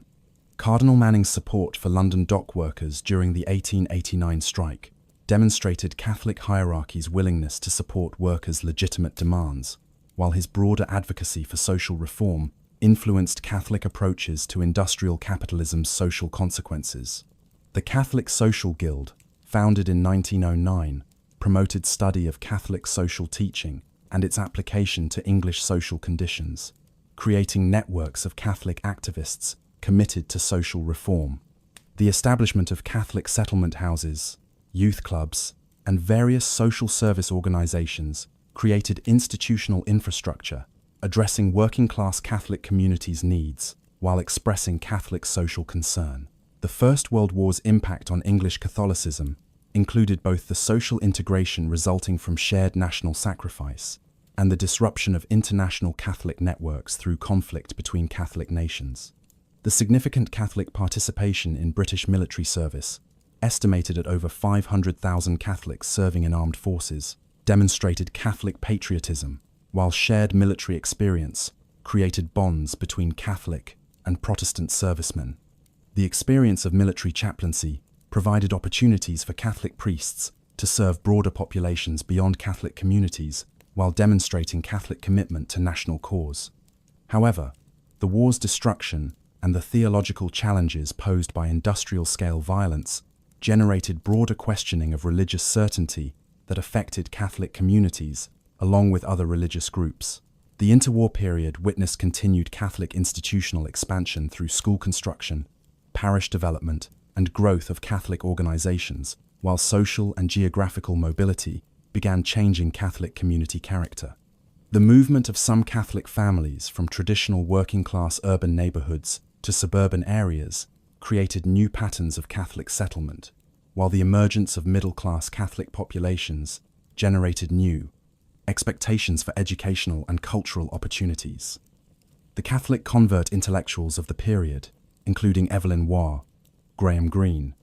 and Christopher Dawson, contributed to English literary and intellectual culture, while their works explored Catholic themes and perspectives. The tension between Catholic distinctiveness and integration into broader English society characterized interwar Catholic community development as legal restrictions had been removed, but social prejudices and cultural differences remained. The Second World War affected English Catholicism through both disruption of normal parish life and renewed demonstration of Catholic patriotic commitment through military service and civilian participation in war effort. The evacuation of children from cities threatened by bombing dispersed Catholic populations, while creating challenges for maintaining Catholic education and religious practice in reception areas, often lacking Catholic institutions. The destruction of Catholic churches and schools through bombing required post-war reconstruction efforts, while creating opportunities to replace inadequate Victorian buildings with modern facilities.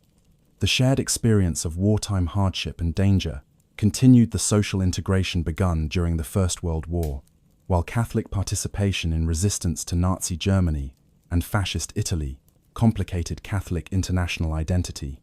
Given the Vatican's diplomatic relationships with Axis powers, the post-war period, through the early 1960s, witnessed continued Catholic expansion through construction of new churches and schools to serve growing suburban Catholic populations, while maintaining institutions in traditional urban Catholic areas. The Catholic population's increasing economic prosperity and social mobility created educational aspirations that drove expansion of Catholic grammar schools and the establishment of Catholic teacher training colleges. The introduction of the National Health Service in 1948 integrated Catholic hospitals into public healthcare system, while creating questions about Catholic healthcare institutions' distinctive identity within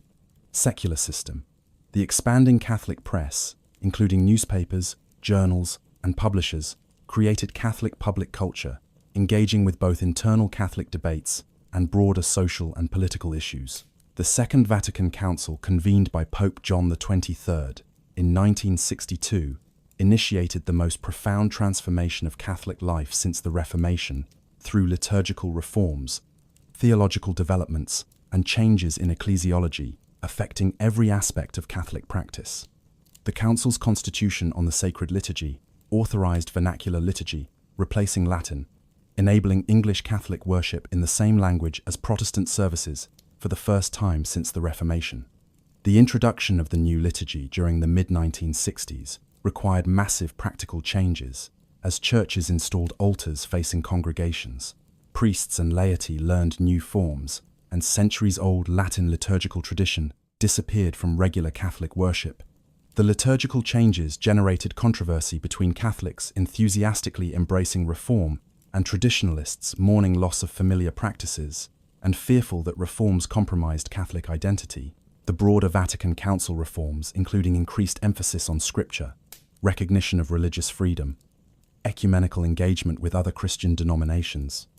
and updated understanding of the Church's relationship to modern world, created dramatic shifts in Catholic self-understanding and practice. The encouragement of ecumenical dialogue transformed Catholic relations with Anglican and Protestant communities, from mutual suspicion to cooperative engagement on theological and social issues. The recognition of religious freedom and the dignity of conscience represented significant development from earlier Catholic teaching, emphasizing exclusive truth claims and the duty to repress error. The Council's impact on English Catholicism included both creative engagement with reform possibilities and confusion about Catholic identity, as familiar boundaries separating Catholics from Protestants became less clear. The demographic changes affecting English Catholicism during the late 20th century included declining practice rates, particularly among younger Catholics, reduced priestly and religious vocations, and changing patterns of Catholic identity as ethnic and cultural factors, becoming less significant markers of Catholic belonging. The collapse of regular mass attendance from majority practice to minority engagement particularly affected urban working-class parishes that had maintained strong Catholic community identity. The aging of clergy and religious, combined with minimal new vocations, created sustainability challenges for Catholic institutions, including schools and parishes, dependent on religious order staffing. The integration of Catholics into mainstream English society reduced distinctiveness of Catholic identity, while creating questions about what constituted Catholic identity beyond formal religious affiliation. The arrival of Catholic immigrants from Poland, Philippines, Africa, and various other regions during the late 20th and early 21st centuries created new Catholic diversity, while generating tensions between established English Catholic communities and newcomers with different cultural expressions of Catholicism. The Polish Catholic immigration following Poland's entry into the European Union brought hundreds of thousands of practicing Catholics, whose devotional style and expectations sometimes conflicted with established English parish patterns. The establishment of Polish Catholic centers and chaplaincies created parallel structures serving Polish-speaking Catholics, while raising questions about integration into English Catholic institutions. The broader Catholic immigrant presence transformed many urban parishes, from declining English congregations to vibrant multicultural communities, while creating practical challenges regarding language, cultural expectations, and competing visions for Catholic community life. The sexual abuse crisis that became public during the late 20th and early 21st centuries devastated Catholic credibility through revelations of clerical abuse and hierarchical cover-ups that prioritized institutional protection over victim welfare. The criminal prosecutions of abusive priests and the civil litigation establishing institutional responsibility generated enormous financial costs, while the moral damage to Catholic witness proved incalculable. The implementation of child protection protocols, mandatory reporting requirements, and safeguarding training represented necessary responses, while the establishment of independent review mechanisms and victim compensation schemes attempted to address past failures. However, the crisis's legacy continued affecting Catholic capacity to exercise moral authority on social issues, while contributing to declining Catholic practice and identification. The contemporary English Catholic community encompasses approximately 4 million baptized Catholics, constituting around 6% of the population, with regular mass attendance substantially lower, at approximately 1 million attending weekly. The Catholic institutional network, including hundreds of parishes, over 2,000 schools, educating approximately 800,000 students, numerous charitable organizations, and various healthcare and social service institutions, represents substantial social presence despite declining practice rates. The Catholic hierarchy's engagement with public policy debates on issues including education,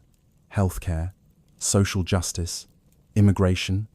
and bioethics maintains Catholic voice in public discourse, while generating internal debates about appropriate political engagement and tensions with secular authorities, regarding issues including religious freedom and equality, legislation, the architectural heritage of English Catholicism, ranging from medieval ruins, confiscated during the Reformation, through Victorian Gothic Revival churches, to modern constructions, creates physical connection to Catholic historical presence and continuing vitality. The preservation and maintenance of Catholic historic buildings, including churches, monasteries, and schools, creates financial challenges, while these structures serve as tangible reminders of Catholic communities' long and complex English history. The continuing adaptation of Catholic institutions to changing circumstances while maintaining connection to historical tradition represents ongoing challenge as English Catholicism navigates between fidelity to distinctive Catholic identity and engagement with contemporary social realities. The comprehensive Catholic education system that developed in England following the 19th century school establishment represents one of English Catholicism's most significant institutional achievements and continues to constitute the primary interface between Catholic church structures and the broader population, with Catholic schools educating substantial numbers of non-Catholic students whose families seek the educational quality and moral framework that Catholic schools purport to provide. The hierarchical structure of Catholic education, extending from the Catholic Education Service, coordinating national policy, to diocesan education departments, overseeing local school networks, creates elaborate administrative systems, managing thousands of institutions, ranging from primary schools serving small rural parishes to large urban secondary schools, educating over 1,000 students. The dual system of voluntary aided schools receiving substantial government funding while maintaining Catholic character and independent Catholic schools, charging fees and operating with greater autonomy, creates different educational models serving different Catholic constituencies, with voluntary aided schools serving primarily working-class and middle-class Catholic populations, while independent schools, including prestigious institutions such as Ampleforth, Downside, and Stonyhurst, cater to more affluent families seeking elite educational credentials combined with Catholic formation. The theological foundations of Catholic education, emphasizing the integration of faith and learning, the formation of students in Catholic moral teaching, and the preparation of young people for active participation in both church and society, reflect distinctive Catholic educational philosophy, distinguishing Catholic schools from secular state institutions and other faith-based schools. The requirement that Catholic schools provide religious education as a core curriculum subject ensures systematic instruction in Catholic doctrine, scripture, liturgy, and moral teaching, though the effectiveness of such instruction in producing committed adult Catholics remains subject to considerable debate, given evidence of declining religious practice among Catholic school graduates. The employment of substantial numbers of lay teachers in schools, previously staffed primarily by religious orders, has transformed Catholic school culture, while creating challenges regarding the transmission of Catholic identity and the maintenance of distinctive Catholic educational vision when teaching staff increasingly lack formation in Catholic teaching or personal commitment to Catholic practice. The requirement that head teachers and significant proportions of staff be practicing Catholics attempts to preserve Catholic school character. Though enforcement varies considerably across dioceses and practical necessity sometimes requires hiring non-Catholic teachers for specialized subjects, where qualified Catholic candidates prove unavailable. The relationship between Catholic schools and parish communities remains complex and sometimes contentious, with parishes viewing schools as vehicles for evangelization and formation of future generations, while schools emphasize their educational mission and the diversity of their student populations. The priority admission policies favoring active Catholic families in oversubscribed schools create incentives for instrumental religious practice, as families attend Mass regularly to obtain priest references necessary for school admission, generating questions about whether such attendance represents genuine faith commitment or strategic positioning for educational advantage. The statistical evidence suggesting that many families reduce church attendance after securing school places supports concerns about instrumental practice, though defenders of the system argue that even instrumentally motivated exposure to Catholic worship may plant seeds for later faith development.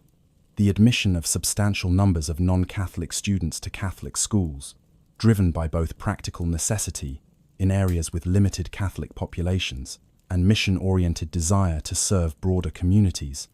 creates student bodies where practicing Catholics often constitute minorities, raising questions about whether institutions can maintain distinctive Catholic identity when most students and families lack Catholic commitment. The academic performance of Catholic schools across various measures, including examination results, inspection ratings,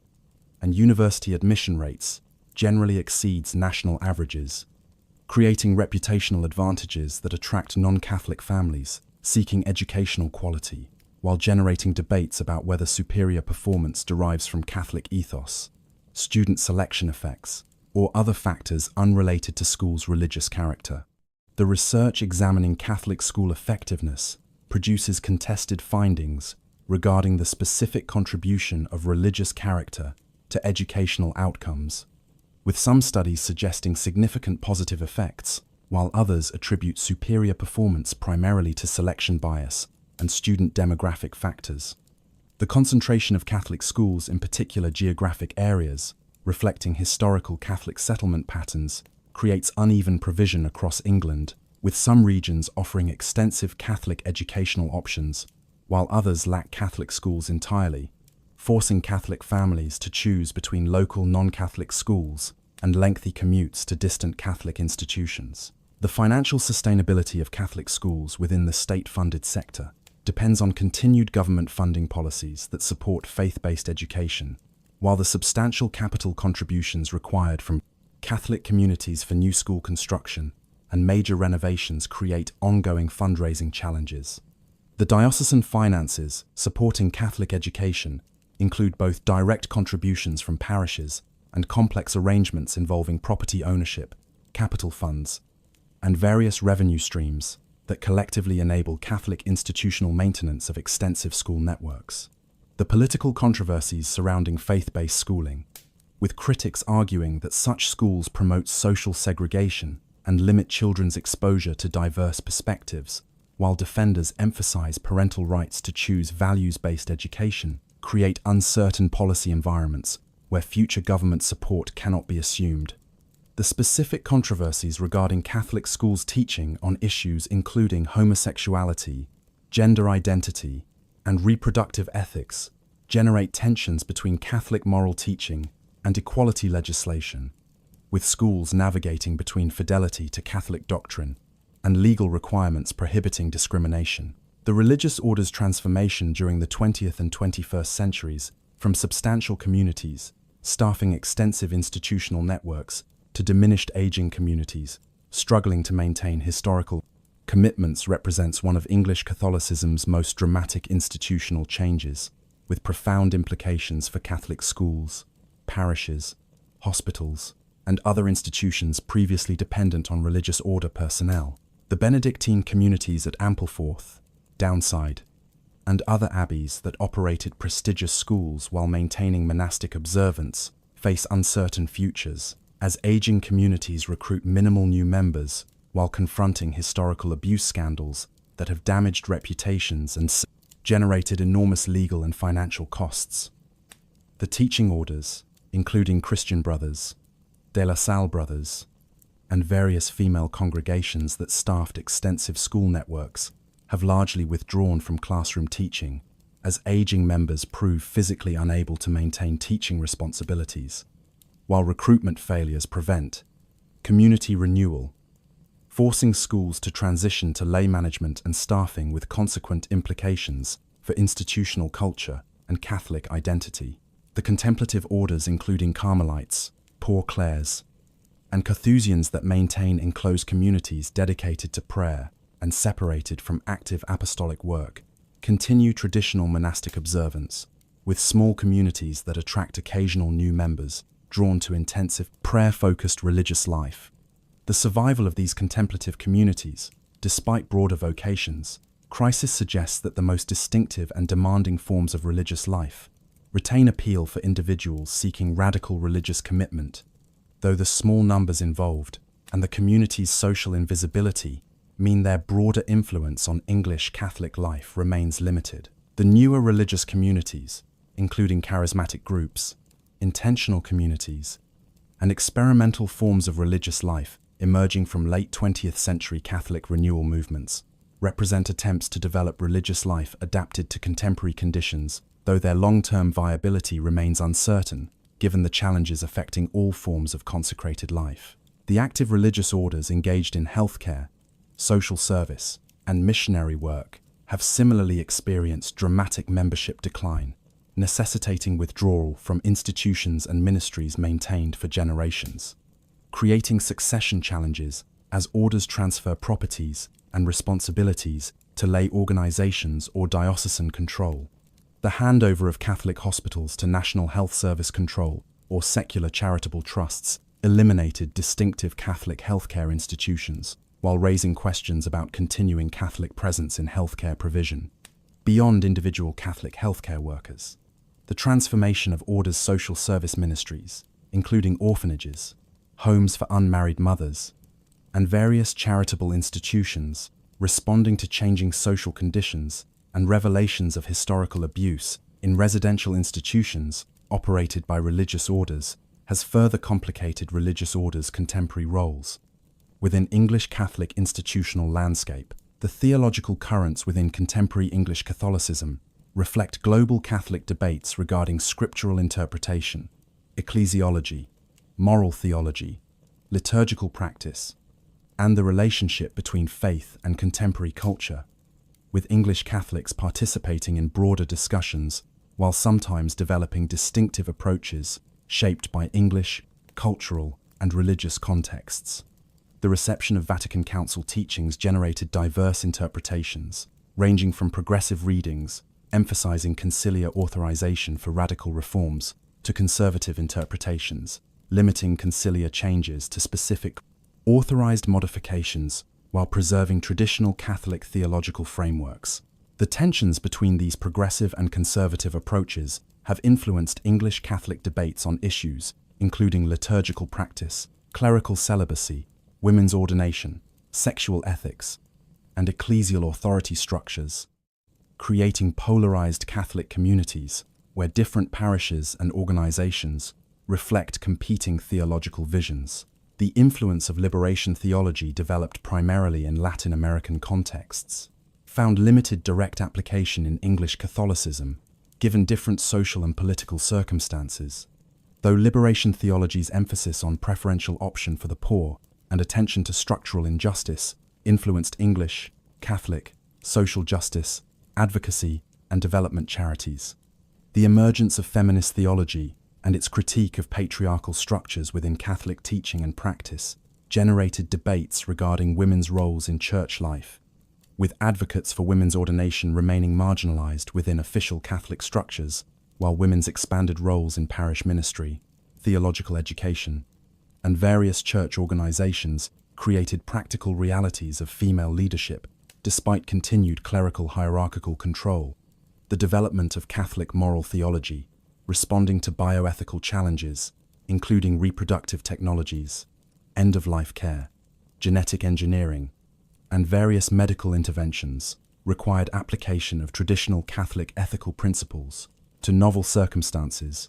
generating sophisticated philosophical and theological argumentation, while sometimes producing practical guidance that conflicted with legal permissions and societal consensus. The LGBTQ issues have generated particularly intense debates within English Catholicism as official church teaching, maintaining traditional positions on homosexuality, same-sex marriage,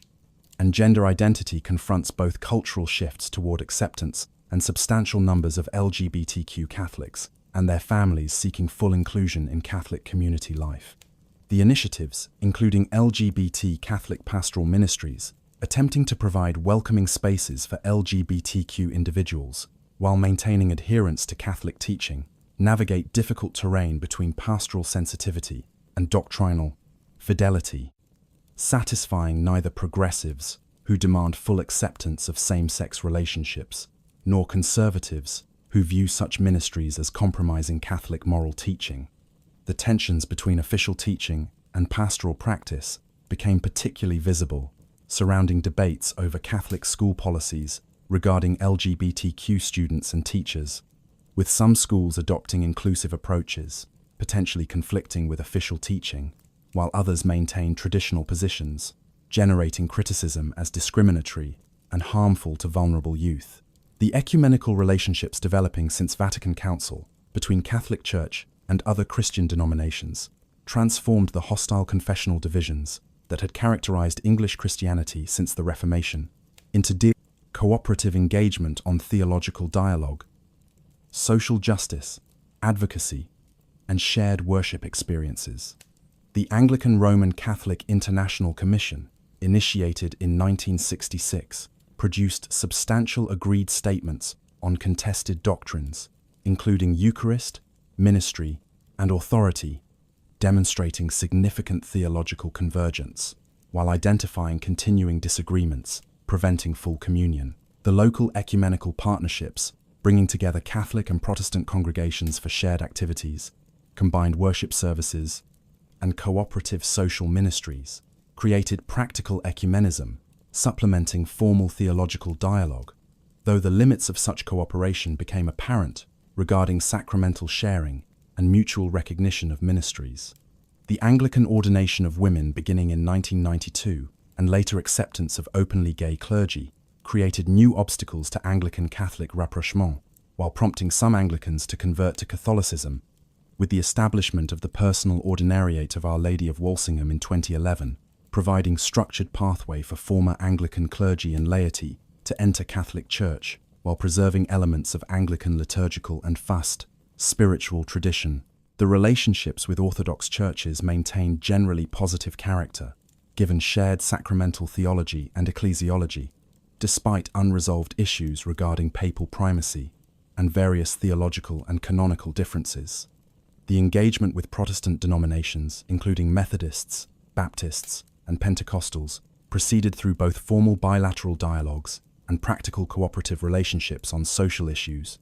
with shared concern for social justice, poverty relief, and ethical issues, creating common cause despite continuing theological differences regarding sacraments, ecclesiology, and authority. The participation in Churches Together in England and similar ecumenical organizations provided institutional frameworks for cooperative engagement, while the Week of Prayer for Christian Unity and similar initiatives created regular occasions for expressing commitment to Christian unity despite continuing divisions. The interfaith relations with non-Christian religions, including Judaism, Islam, Hinduism, Sikhism,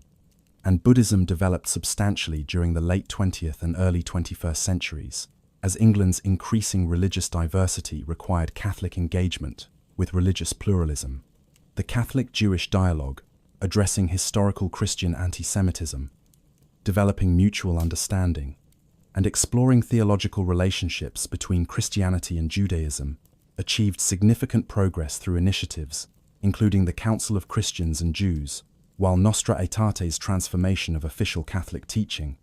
regarding Judaism provided theological foundation for improved relations. The Catholic-Muslim dialogue navigating theological differences while seeking practical cooperation on shared concerns including religious freedom, family values,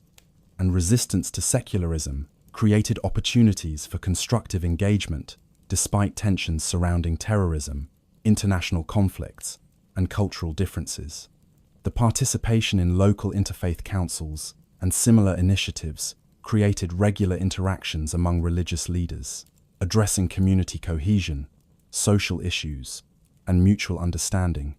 though the depth and significance of such engagement varied considerably depending on local circumstances and leadership commitment. The Catholic social teaching application to contemporary English social and political challenges represents significant dimension of Catholic public engagement through episcopal statements, Catholic organizational advocacy,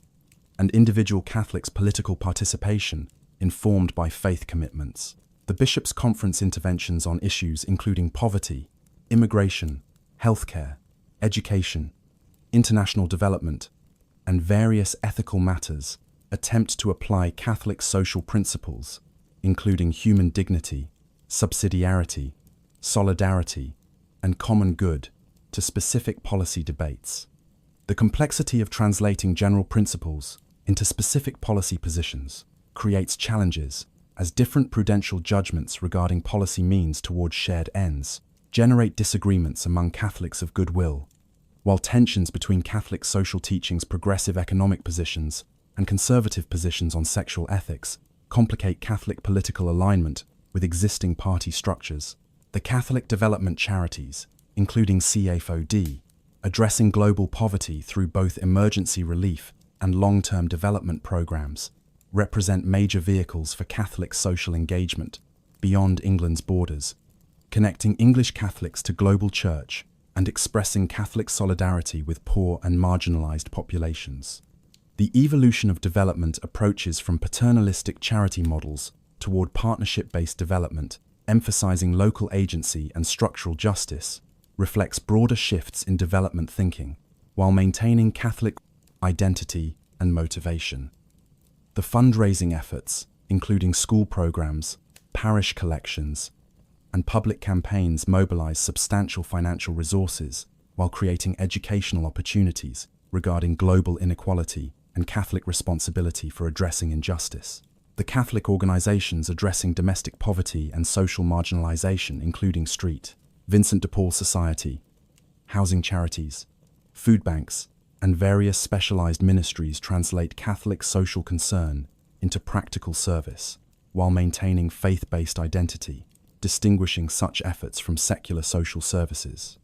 The expansion of Catholic food bank provision, responding to increased poverty and welfare system inadequacies during austerity period, demonstrated Catholic institutional capacity for rapid response to emerging needs, while raising questions about whether charitable responses adequately address structural injustices requiring political and economic transformation. The Catholic worker movement's small-scale houses of hospitality, combining direct service to poor and homeless individuals with radical critique of capitalism and militarism, represent minoritarian witness to more demanding passion interpretation of Catholic social teaching, emphasizing voluntary poverty and resistance to unjust structures. The political engagement of individual Catholics across partisan spectrum reflects both Catholic social teaching's complexity and the reality that faithful Catholics reach different conclusions regarding political means toward shared ends.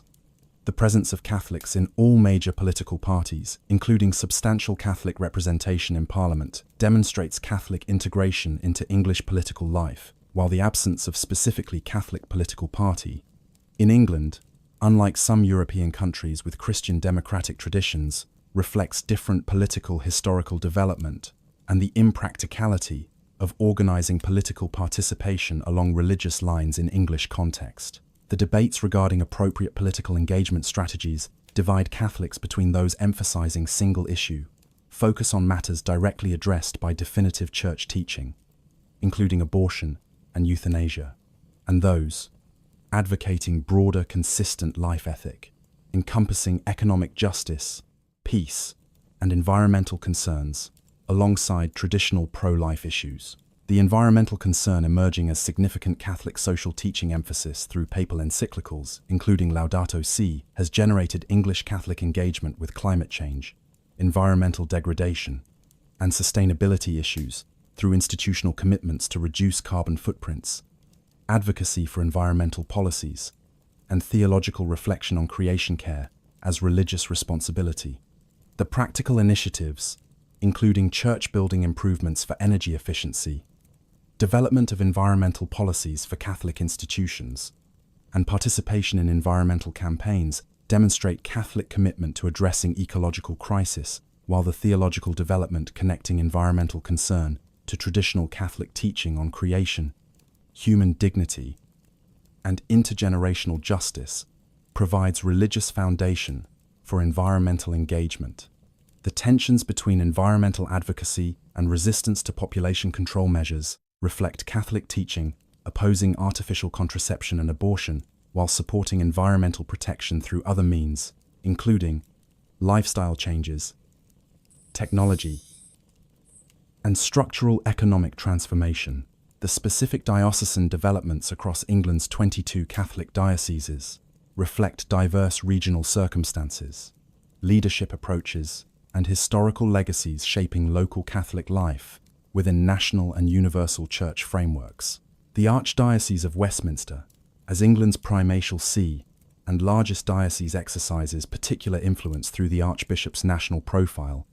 the diocese's London location, providing visibility and access to national media and political institutions, and the cathedral's symbolic significance as English Catholicism's principal church.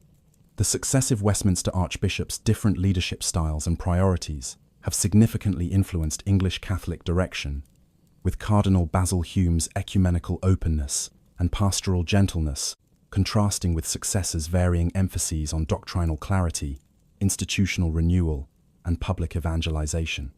The challenges facing Westminster, including declining practice rates, priest shortages, requiring parish consolidations, maintaining extensive institutional infrastructure, including schools and agencies,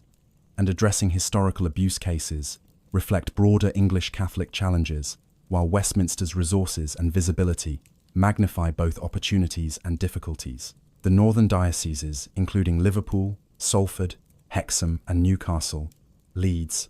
and others serving regions with historically strong Catholic presence, rooted in Irish immigration and recusant gentry. Families face particular challenges from post-industrial economic decline, population shifts, and secularization affecting working-class Catholic communities that constituted traditional Catholic strength. The Liverpool Archdiocese, serving Merseyside region with substantial historical Catholic population, has witnessed dramatic transformation from thriving mid-20th century Catholic culture with high practice rates and abundant vocations to contemporary situation of widespread lapsation, priest shortages, and institutional contraction. The construction of Liverpool Metropolitan Cathedral, consecrated in 1967, represented confident investment in Catholic institutional presence, while contemporary financial constraints requiring parish closures and consolidations demonstrate changed circumstances. The similar patterns across northern industrial regions create particular challenges for maintaining Catholic institutional presence in areas experiencing broader social and economic difficulties. The southern diocese, serving regions with smaller historical Catholic populations, but growing contemporary numbers through immigration and internal migration, experience different dynamics, including demand for new Catholic infrastructure in expanding towns and suburbs lacking historical Catholic institutional presence. The Diocese of Brentwood, serving Essex and parts of East London, confronts rapid demographic change through immigration and population growth, requiring church and school construction while managing inherited institutional obligations. Earlier periods. The tensions between investing in new suburban developments versus maintaining urban Catholic institutions, serving declining and aging congregations, create difficult resource allocation decisions for diocesan leadership.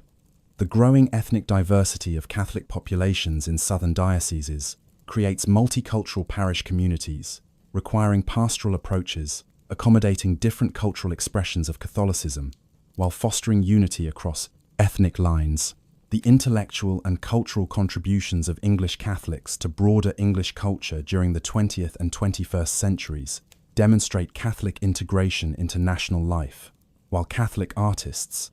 writers, scholars, and public intellectuals bring distinctive Catholic perspectives to cultural and intellectual debates. The literary achievements of Catholic writers, including Evelyn Waugh, Graham Greene, Muriel Spark, David Lodge, and numerous others, explored Catholic themes, moral questions, and the experience of Catholic identity within English society, while achieving recognition as significant literary voices, regardless of religious content. The Catholic historians, including Christopher Dawson, David Knowles, and Eamon Duffy, contributed scholarly work examining Catholic history and the role of Christianity in European civilization, with Duffy's stripping of the altars, in particular revising understanding of English Reformation through detailed examination of late medieval Catholic religious culture, demonstrating vitality and popular support previously underappreciated by scholars emphasizing theological corruption and popular dissatisfaction. The Catholic philosophers and theologians teaching at English universities, including Herbert McCabe, Nicholas Lash, Denis Turner, and others engaged contemporary philosophical and theological debates, while training generations of students in Catholic intellectual traditions. The expansion of theology departments at Catholic universities, including Haythrop College in London, until its closure in 2018, provided institutional bases for Catholic theological scholarship, though the integration of Catholic theology within broader university, theological and religious studies departments reduced distinctively Catholic institutional presence. The Catholic contributions to bioethics and medical ethics through academic work, hospital ethics committees, and public advocacy shape debates regarding beginning and end-of-life issues, research ethics, and healthcare justice, while articulating distinctively Catholic perspectives grounded in natural law, reasoning, and concern for human dignity. The Catholic media and communications apostolate, including Catholic newspapers, journals, radio programming, and digital media, creates vehicles for Catholic communication, addressing both internal Catholic audiences and broader publics. The Catholic Herald and the Tablet represent different Catholic editorial approaches, with the Herald generally maintaining more conservative positions, while the Tablet adopts more liberal editorial stance, providing diverse Catholic journalistic voices, though both publications face financial challenges from declining circulation and competition from digital media. The establishment of Catholic radio stations, including Radio Maria England, providing devotional content, and Catholic digital media initiatives, including blogs, podcasts,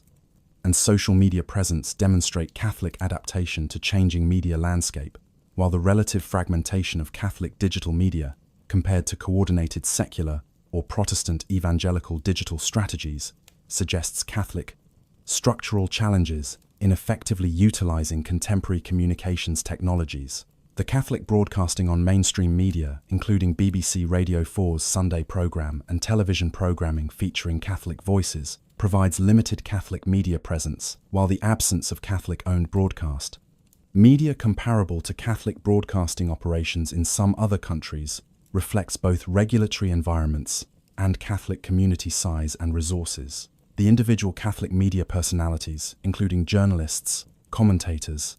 and public intellectuals, contribute Catholic perspectives through mainstream media appearances, while their representation of Catholic positions generates internal Catholic debates regarding whether particular individuals adequately represent official teaching or unduly emphasize particular interpretations. The youth and young adult Catholicism represents both particular concern, given evidence of declining religious practice among younger generations, and potential source of renewal through engagement of committed young Catholics in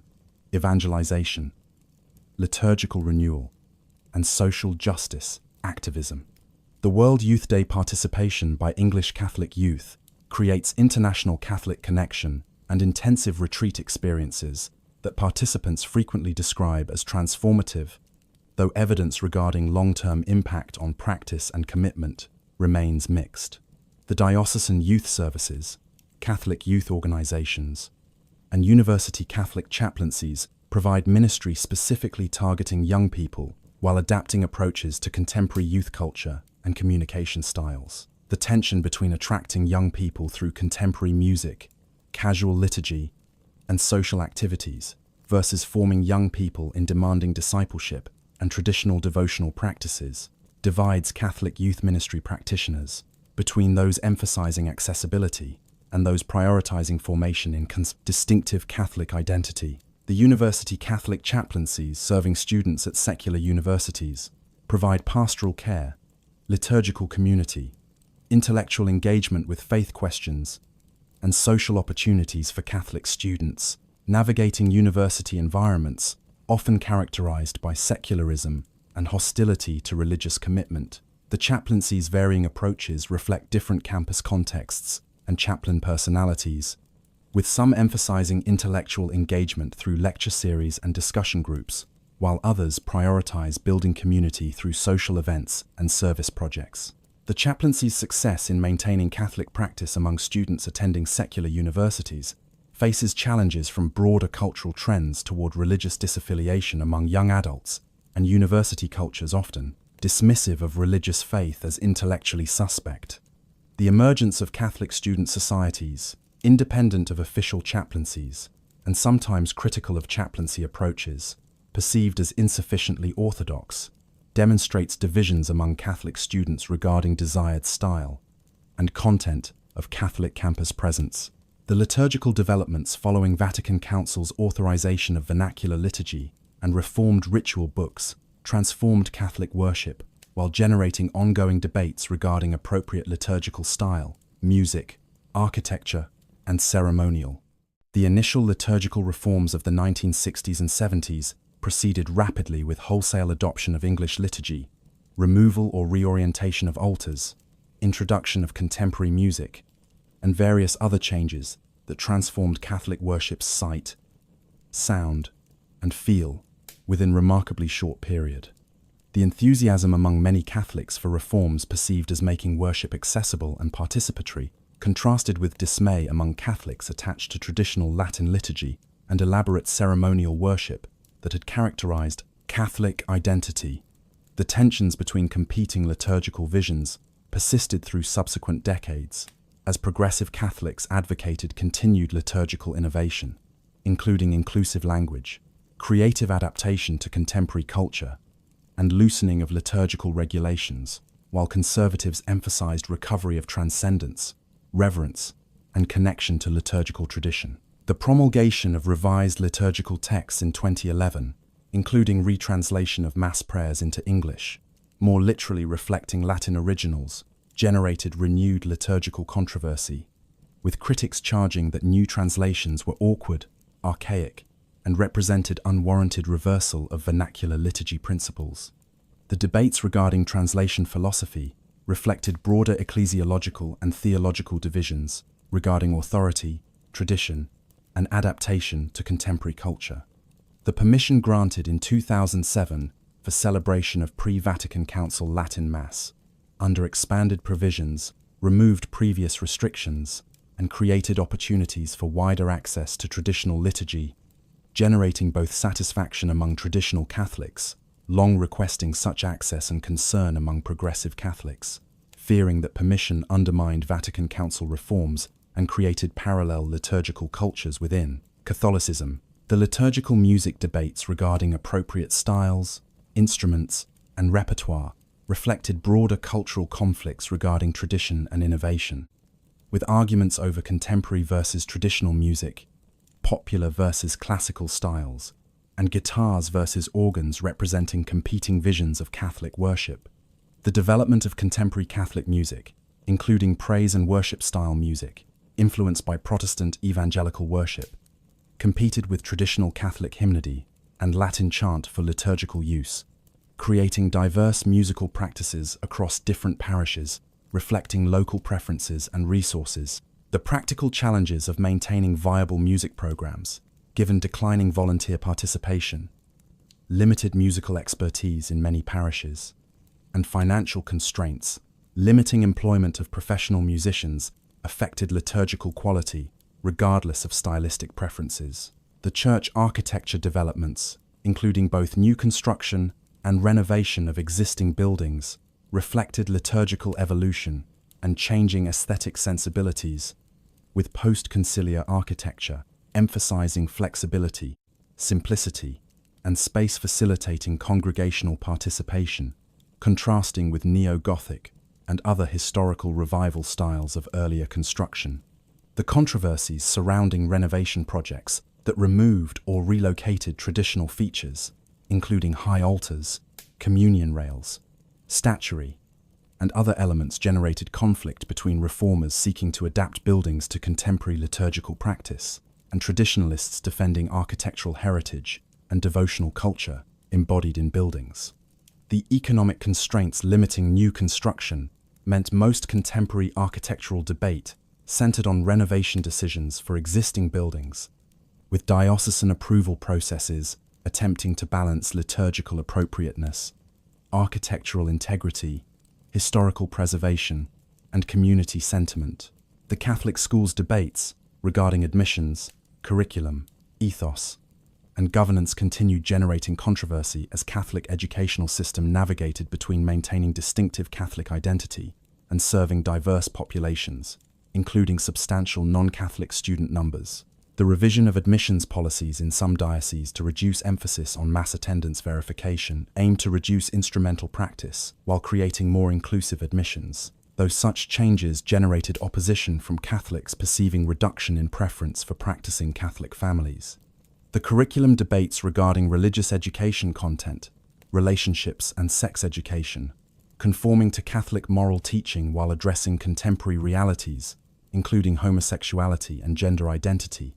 and balancing Catholic perspective with critical thinking expectations, created ongoing tensions between Catholic educators, parents, bishops, and government regulatory authorities. The governance reforms transferring Catholic schools from direct parish or diocesan operation to academy trusts and multi-academy trusts transformed institutional structures while raising questions about preservation of Catholic parish character within increasingly complex organizational arrangements.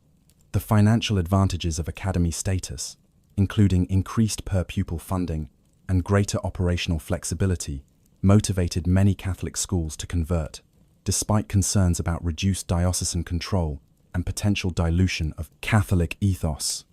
The establishment of Catholic multi-academy trusts, bringing together primary and secondary schools under unified governance, created opportunities for resource sharing and coordinated educational vision, while concentrating significant power in trust executives and raising questions about accountability to local communities and maintaining responsiveness to individual school needs. The Catholic healthcare ministry contracted dramatically from earlier periods when religious orders operated extensive hospital networks, though individual Catholics continue providing healthcare in secular contexts, while some specialized institutions, including hospices, maintain explicit Catholic character. The ethical challenges facing Catholic healthcare workers in secular settings include potential requirements to participate in procedures conflicting with Catholic moral teaching, including abortion, withdrawal of life-sustaining treatment, and assisted suicide, where legal, creating conscience conflicts between professional obligations and religious convictions. The legal protections for conscientious objection provide some protection, though campaigns to eliminate or restrict conscience protections generate concern among Catholic healthcare professionals regarding future ability to maintain Catholic ethical standards within healthcare practice. The pastoral challenges of contemporary English Catholicism include providing adequate pastoral care with limited clerical resources, addressing needs of ethnically diverse Catholic populations with different cultural expectations and languages, maintaining Catholic presence in declining communities while responding to growth in other areas, and developing lay leadership capacities to sustain parish life as priest numbers continue declining. The parish consolidations, necessitated by priest shortages, create larger parish configurations with multiple churches served by single or reduced clergy teams, transforming parish life from intimate communities under resident pastors to more dispersed arrangements requiring lay leadership of various parish activities. The recruitment and formation of permanent deacons, lay ecclesial ministers, and various volunteer leaders attempts to develop lay capacity for parish leadership while maintaining clerical control of sacramental and governance functions. The tensions between clerical authority and lay participation reflect broader ecclesiological questions regarding appropriate roles for clergy and laity, while practical necessity drives expanded lay responsibility, regardless of unresolved theological debates. The safeguarding policies implementing child protection protocols in Catholic institutions respond to historical abuse scandals while creating extensive regulatory and training requirements affecting all clergy, religious, and volunteers working with children and vulnerable adults. The establishment of independent safeguarding offices at diocesan and national levels provides oversight separate from operational hierarchy, while survivor advocacy groups maintain pressure for continued reform and accountability. The financial costs of safeguarding, including personnel, training, insurance, and compensation schemes, strain diocesan budgets, while the reputational damage from historical failures continues, affecting Catholic credibility on moral issues. The tension between acknowledging historical failures and focusing forward on contemporary protection creates ongoing challenges, as institutions attempt to balance accountability for past wrongdoing with demonstrating current commitment to safeguarding. The financial sustainability of Catholic dioceses and parishes faces challenges from declining mass attendance, reducing offertory collections, aging congregations with limited earning power, reducing giving capacity, extensive property maintenance requirements for aging buildings, increasing insurance costs, pension obligations for clergy and lay employees, and various regulatory and operational costs. The diocesan financial structures, combining centralized functions, including clergy support, diocesan administration, and major initiatives with parish-level fundraising for local operational costs, create complex financial arrangements where some affluent parishes generate surpluses, supporting diocesan operations, while struggling parishes require subsidy. The capital campaigns for major projects, including cathedral renovations, new church construction, and diocesan facilities, require mobilizing substantial lay giving beyond regular contributions, testing Catholic community generosity and commitment to institutional maintenance. The legacy of historical abuse, creating substantial financial liabilities through compensation schemes, legal costs, and insurance premiums, diverts resources from pastoral mission, while the possibility of additional claims creates uncertain future liability. The questions regarding English Catholicism's future trajectory encompass both decline narratives, emphasizing secularization, declining practice, vocations, and institutional contraction and renewal narratives, emphasizing immigrant vitality, convert enthusiasm, reform opportunities, and new evangelization initiatives. The statistical evidence, documenting practice decline, aging clergy, closing parishes, and diminishing institutional capacity, supports concerns about continued viability of Catholic institutions and practices at current scale, suggesting that English Catholicism faces a period of significant contraction from mid-20th century institutional peak. However, the presence of vibrant parishes with growing congregations, successful youth initiatives, thriving Catholic schools,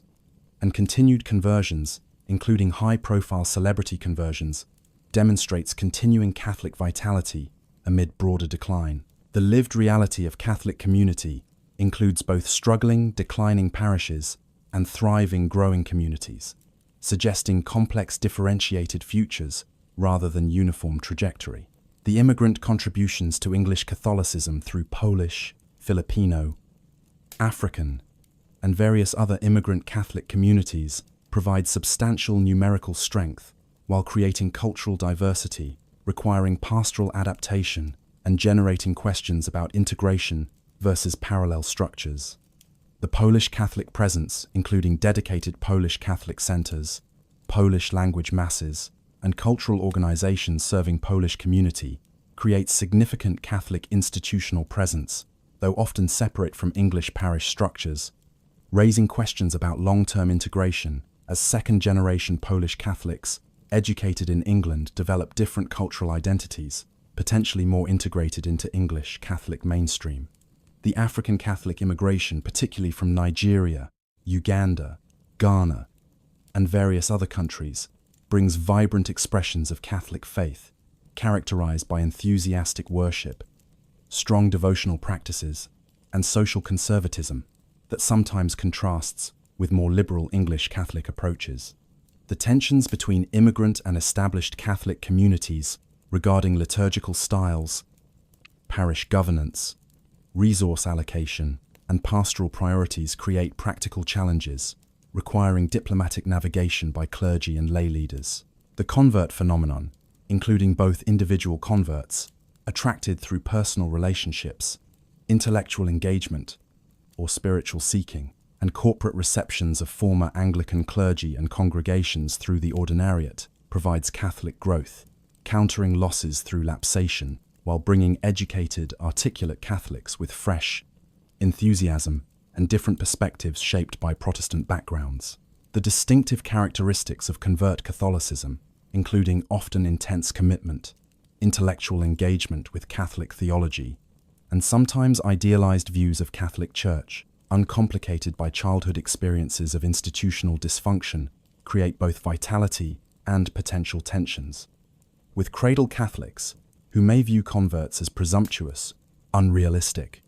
the ordinariate communities maintaining Anglican liturgical traditions within Catholic communion create distinctive Catholic expressions that enrich Catholic liturgical diversity, while their small size and dependence on older clergy cohort raises questions about long-term viability. The relationship between English Catholicism and universal church, centered in Rome, involves both benefits of belonging to global religious communion, providing spiritual resources, universal teachings, and international solidarity, and tensions created by attempts to apply universal policies to specific English contexts where local circumstances suggest alternative approaches. The English bishop's relationship with Roman authorities, including Vatican congregations and the papal nuncio, involves both collegial cooperation and occasional conflicts when English episcopal judgments regarding pastoral strategies or policy positions diverge from Roman preferences. The implementation of papal teachings and directives requires translation into English contexts through episcopal interpretation and pastoral adaptation, creating space for varied implementations of universal norms according to local circumstances.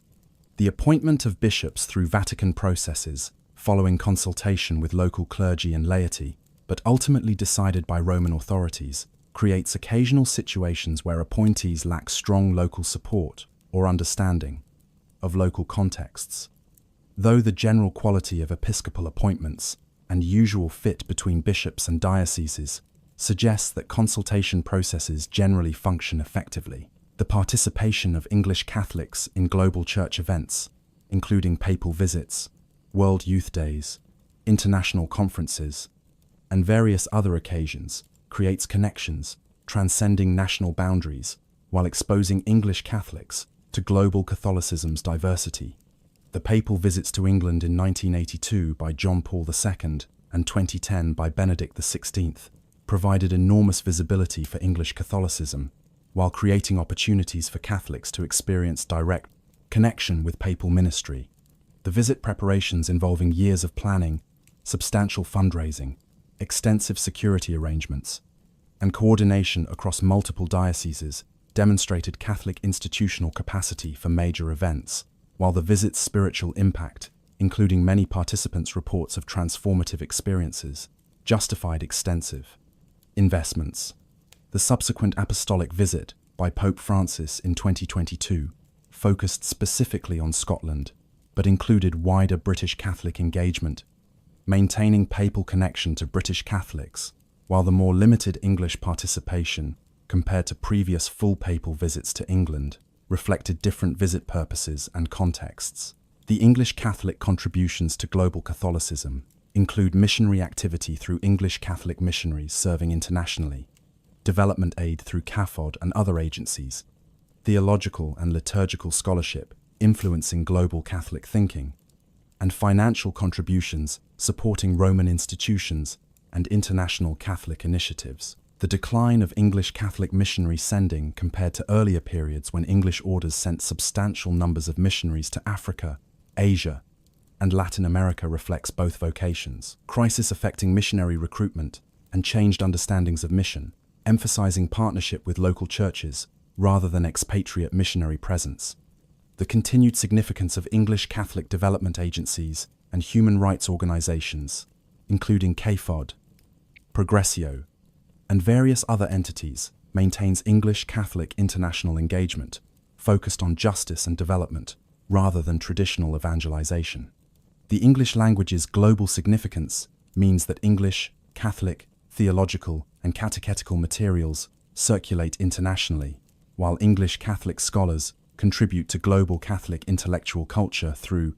publications, conference participation, and teaching positions at international Catholic universities. The digital age's impact on English Catholicism includes both opportunities for evangelization, faith formation, and community building through digital platforms, and challenges from competing digital content,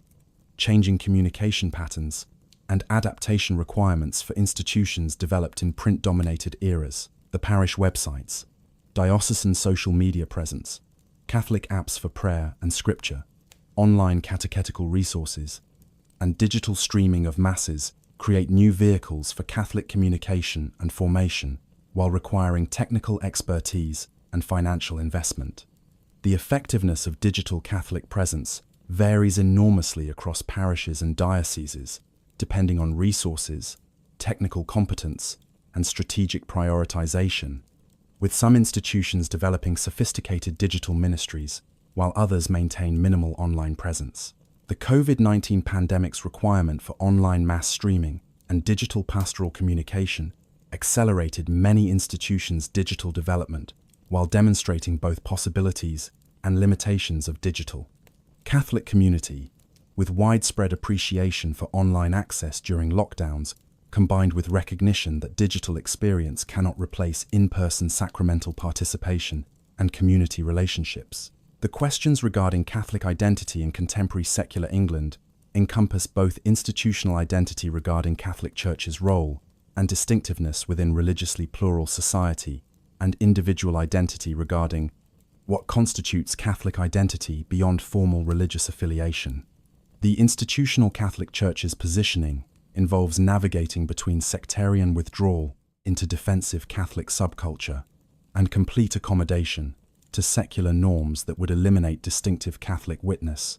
seeking engaged presence that maintains Catholic convictions while contributing constructively to common good. The individual Catholic identity formation, in contexts where Catholic practice constitutes countercultural minority position rather than culturally reinforced default, creates challenges for transmitting faith across generations and maintaining committed practice amid pervasive secularism. The debates regarding whether Catholic identity primarily involves doctrinal belief, sacramental practice, ethical commitments, cultural heritage, or some combination create different emphasis among Catholics regarding essential identity markers and appropriate boundaries for Catholic community. The future prospects for English Catholicism depend substantially on factors beyond ecclesiastical control, including broader cultural trends regarding secularization and religious decline, immigration patterns affecting Catholic demographic composition, political developments regarding religious freedom and institutional autonomy, and economic conditions affecting institutional sustainability.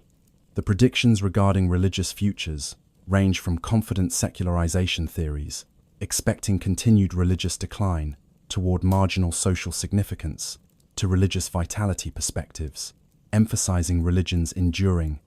appeal and capacity for renewal. The English Catholic experience will likely involve continued institutional contraction from mid-20th century peak, combined with pockets of vitality and growth, creating smaller but potentially more committed Catholic community with reduced institutional presence, but continued significance for committed adherents. The Catholic contributions to English society through education, social services, moral discourse, and cultural expression seem likely to continue regardless of institutional scale changes, maintaining Catholic presence as significant minority voice within plural English society, engaging constructively with both religious and secular interlocutors regarding human flourishing and common good. The devotional culture of English Catholicism across its long history reveals the ways in which Catholic spirituality manifested in concrete practices, material objects,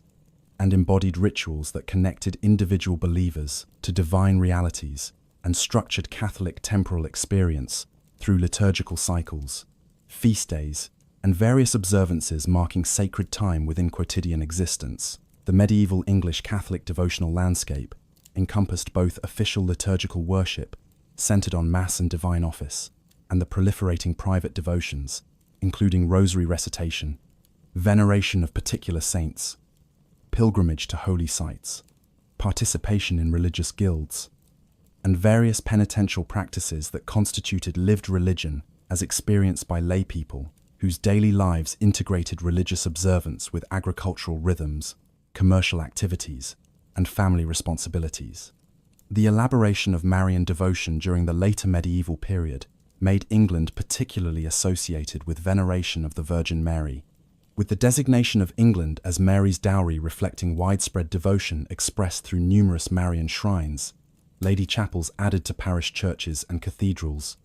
an incorporation of Marian prayers, including Ave Maria, into daily devotional routines practiced by laypeople of all social classes. The material culture supporting medieval devotion included devotional objects ranging from elaborate commissioned items, including books of hours containing prayers and biblical texts illuminated with intricate artwork, to mass-produced items including pilgrim badges, rosary beads, and inexpensive religious prints that democratized access to religious imagery. The production and circulation of these devotional objects created significant economic activity, involving specialist craftspeople, commercial networks, distributing religious goods,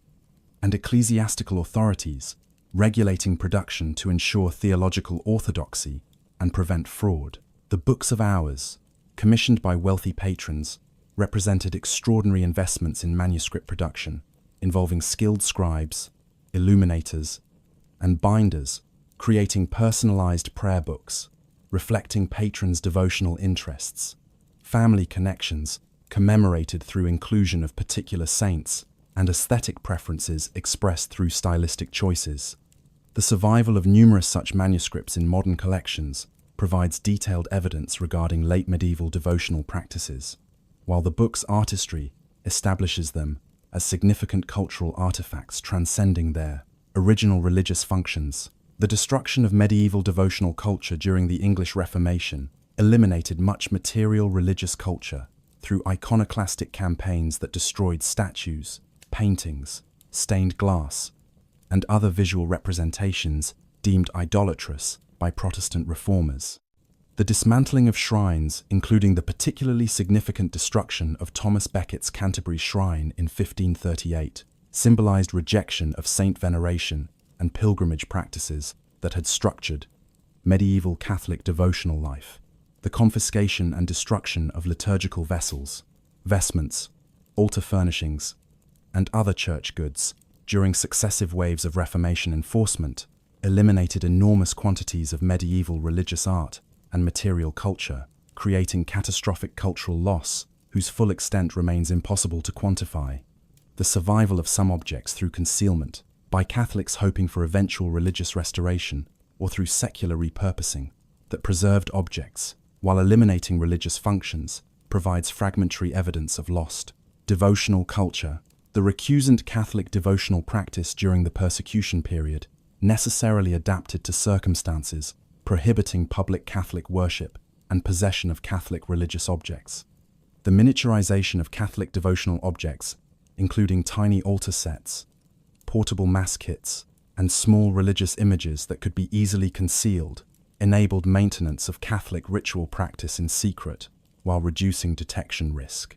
The circulation of forbidden Catholic books, including missals, prayer books, and devotional literature, required clandestine distribution networks and careful concealment, with surviving examples often showing signs of heavy use, indicating their importance for maintaining Catholic devotional life.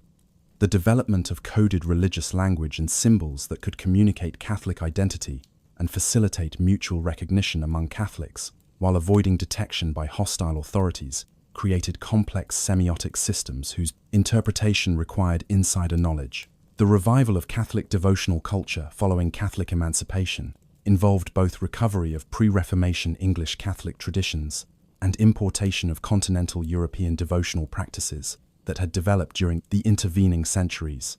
The 19th century Catholic devotional life incorporated practices including benediction of the Blessed Sacrament, 40 hours devotion, various forms of Eucharistic adoration, Stations of the Cross,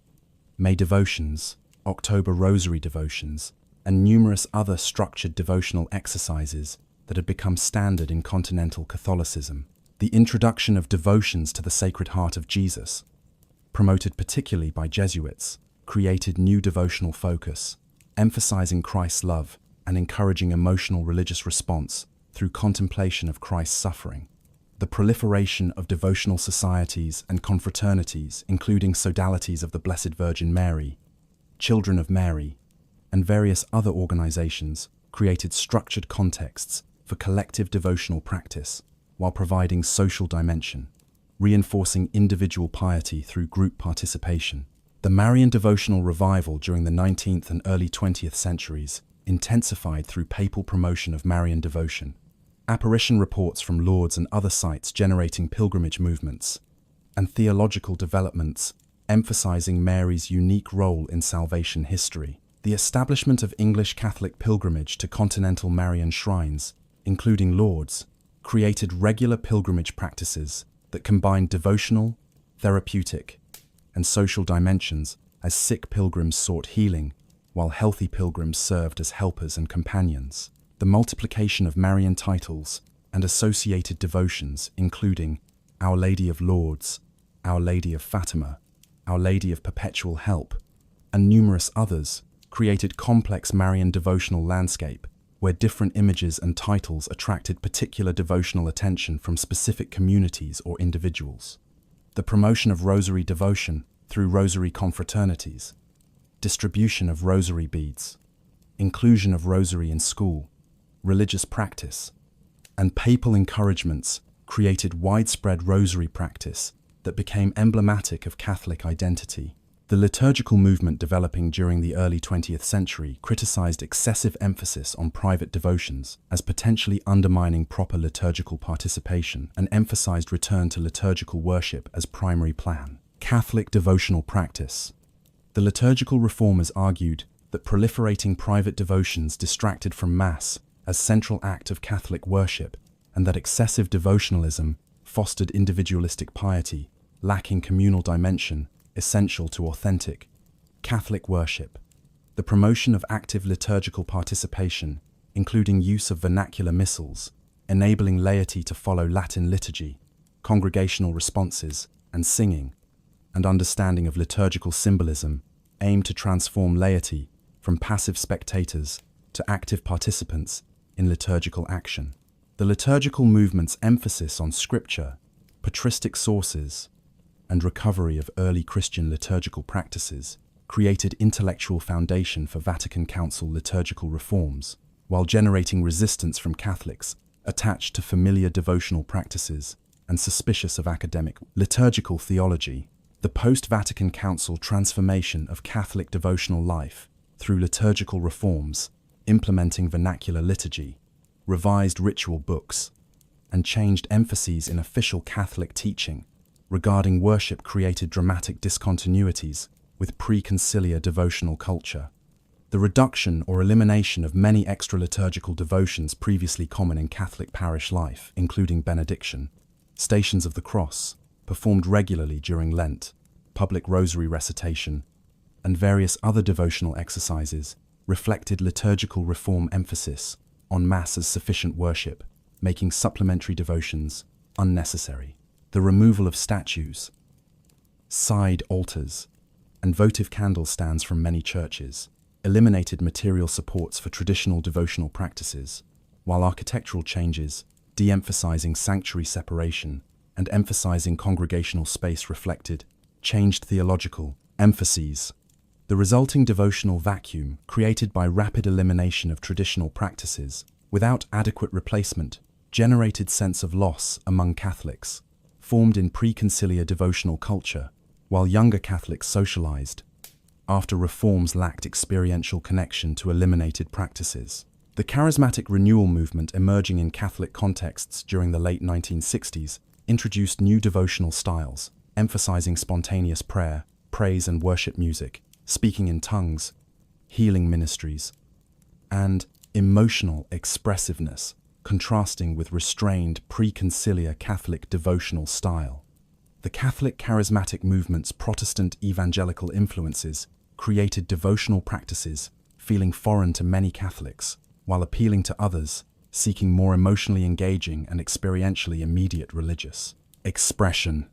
The tension between charismatic worship styles and traditional Catholic liturgical aesthetics generated conflicts within parishes where charismatic groups sought to incorporate their worship styles into regular parish liturgy, while other parishioners resisted changes perceived as inappropriate enthusiasms. The enduring influence of charismatic renewal on broader Catholic devotional life included greater acceptance of contemporary music, more demonstrative prayer styles, and emphasis on personal relationship with Jesus that modified earlier Catholic emphases on sacramental mediation and institutional religious practice. The contemporary Catholic devotional landscape demonstrates remarkable diversity, ranging from traditional Latin Mass communities, maintaining pre-conciliar devotional practices, to progressive parishes, emphasizing simple liturgy with minimal extra-liturgical devotion, to charismatic groups, combining contemporary worship with traditional Catholic sacramental theology. The revival of traditional devotional practices, including Eucharistic adoration, rosary groups, traditional novenas, and Latin liturgy among some Catholics, particularly younger Catholics, lacking personal memory of pre-conciliar period, represents reaction against perceived sterility of minimalist post-conciliar liturgy and search for transcendent worship experience. The growing interest in contemplative prayer practices, including centering prayer, Christian meditation, and Ignatian spirituality, reflects broader cultural interest in mindfulness and meditation, while adapting such practices to Catholic theological frameworks.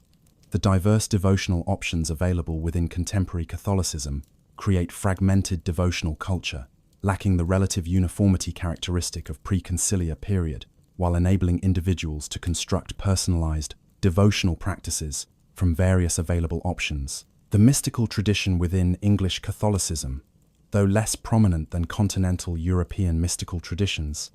produced significant medieval mystical texts and maintained contemplative spiritual practices, emphasizing direct experience of divine presence through various spiritual disciplines and contemplative methods. The 14th century English mystical writings, including The Cloud of Unknowing, Walter Hilton's Scale of Perfection, Julian of Norwich's Revelations of Divine Love, and Richard Roll's contemplative works, articulated sophisticated mystical theology while providing practical guidance for contemplative prayer. Julian of Norwich's mystical visions and her theological reflections on divine love, particularly her emphasis on God's maternal characteristics and her optimistic theology, expressed in the famous line, "All shall be well, and all manner of things shall be well," created distinctively hopeful mystical vision, contrasting with some continental mystics' emphasis on suffering and purgation. The widespread rediscovery and appreciation of Julian's writings during the 20th century, particularly among feminists and progressive Christians, attracted to her feminine God language and optimistic theology, brought renewed attention to English mystical traditions, while sometimes generating debate regarding appropriate interpretation of her orthodox yet creative theological formulations. The Carthusian contemplative tradition maintained in England until the Reformation's dissolution of monasteries preserved rigorous eremitical monasticism, emphasizing silence, solitude, and contemplative prayer within communal monastic structures. The London Charterhouse's community martyrdom under Henry VIII, with multiple monks executed for refusing royal supremacy, created powerful witness to contemplative religious life's value, worth dying to preserve. The eventual restoration of Carthusian presence in England during the 19th century reconnected English Catholicism with contemplative monastic tradition, while the Carthusians' continuing maintenance of medieval observances, including perpetual papal enclosure and limited external contact, preserved living link to medieval English monasticism. The influence of Carthusian spirituality on broader Catholic spiritual life remained limited, given the order's small size and separation from active apostolic work, though Carthusian spiritual writings circulated beyond Carthusian communities and contemplative Christians across denominations drew inspiration from Carthusian witness to radical commitment to prayer. The Benedictine spiritual tradition emphasizing liturgical prayer, lectio divina, stability, and balanced life, integrating prayer and work, influenced English Catholic spirituality through both historical continuity with medieval English Benedictinism and renewed Benedictine presence following 19th century restorations. The development of Benedictine oblate programs, enabling lay people to affiliate with Benedictine communities while continuing secular lives, extended Benedictine spiritual influence beyond monastic enclosures and created networks of spiritually committed lay people practicing adapted Benedictine spirituality in family and professional contexts. The contemporary interest in Benedictine spirituality among both Catholics and Protestants, reflected in popular books exploring Benedictine wisdom for contemporary life, demonstrates continuing appeal of Benedictine balanced approach, integrating contemplation and action within structured rule of life, emphasizing moderation, community, and attentiveness to divine presence in ordinary activities. The Ignatian spiritual tradition, introduced to England through Jesuit missions during the Elizabethan period, provided structured approach to discernment, spiritual formation, and apostolic spirituality that influenced English Catholic spiritual direction practices and retreat traditions. The spiritual exercises of Ignatius Loyola, designed as structured retreat program, leading participants through meditations on Christ's life and systematic discernment of vocation and life decisions, created replicable spiritual formation program, adaptable to various contexts and individuals. The development of Ignatian retreat centers, offering spiritual exercises in various formats, including traditional 30-day silent retreats and adapted programs for people unable to undertake extended residential retreats. Extended price.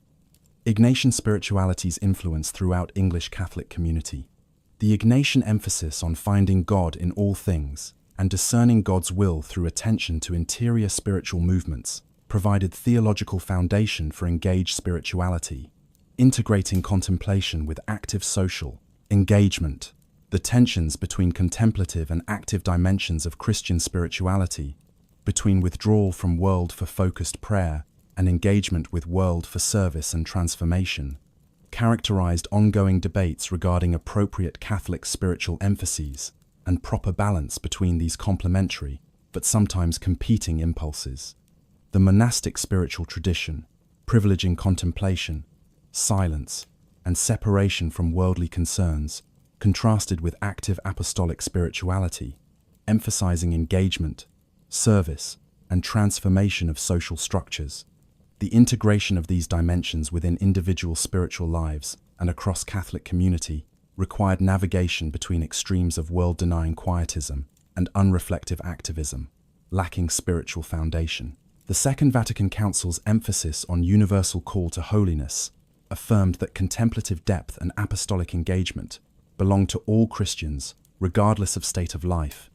challenging earlier assumptions that contemplative spirituality remained primarily monastic preserve, while lay spirituality focused on active charity. The development of specifically lay spirituality, acknowledging the distinct challenges and opportunities of Christian life lived in family, professional,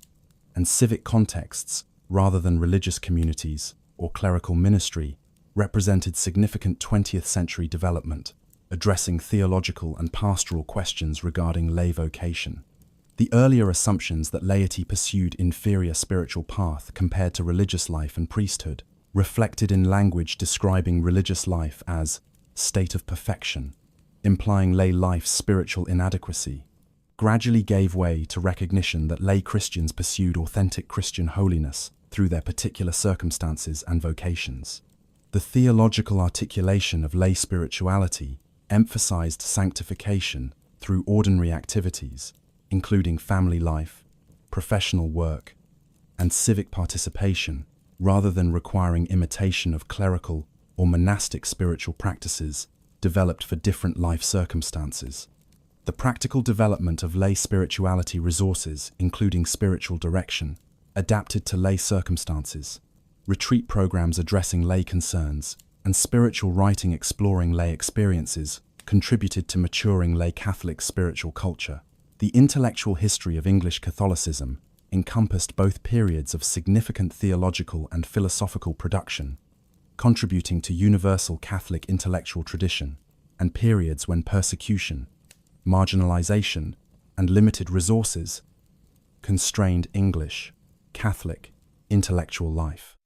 The medieval English contributions to scholastic theology through Oxford Franciscans, including Duns Scotus and William of Ockham, influenced European philosophical and theological development, while English monasteries' manuscript,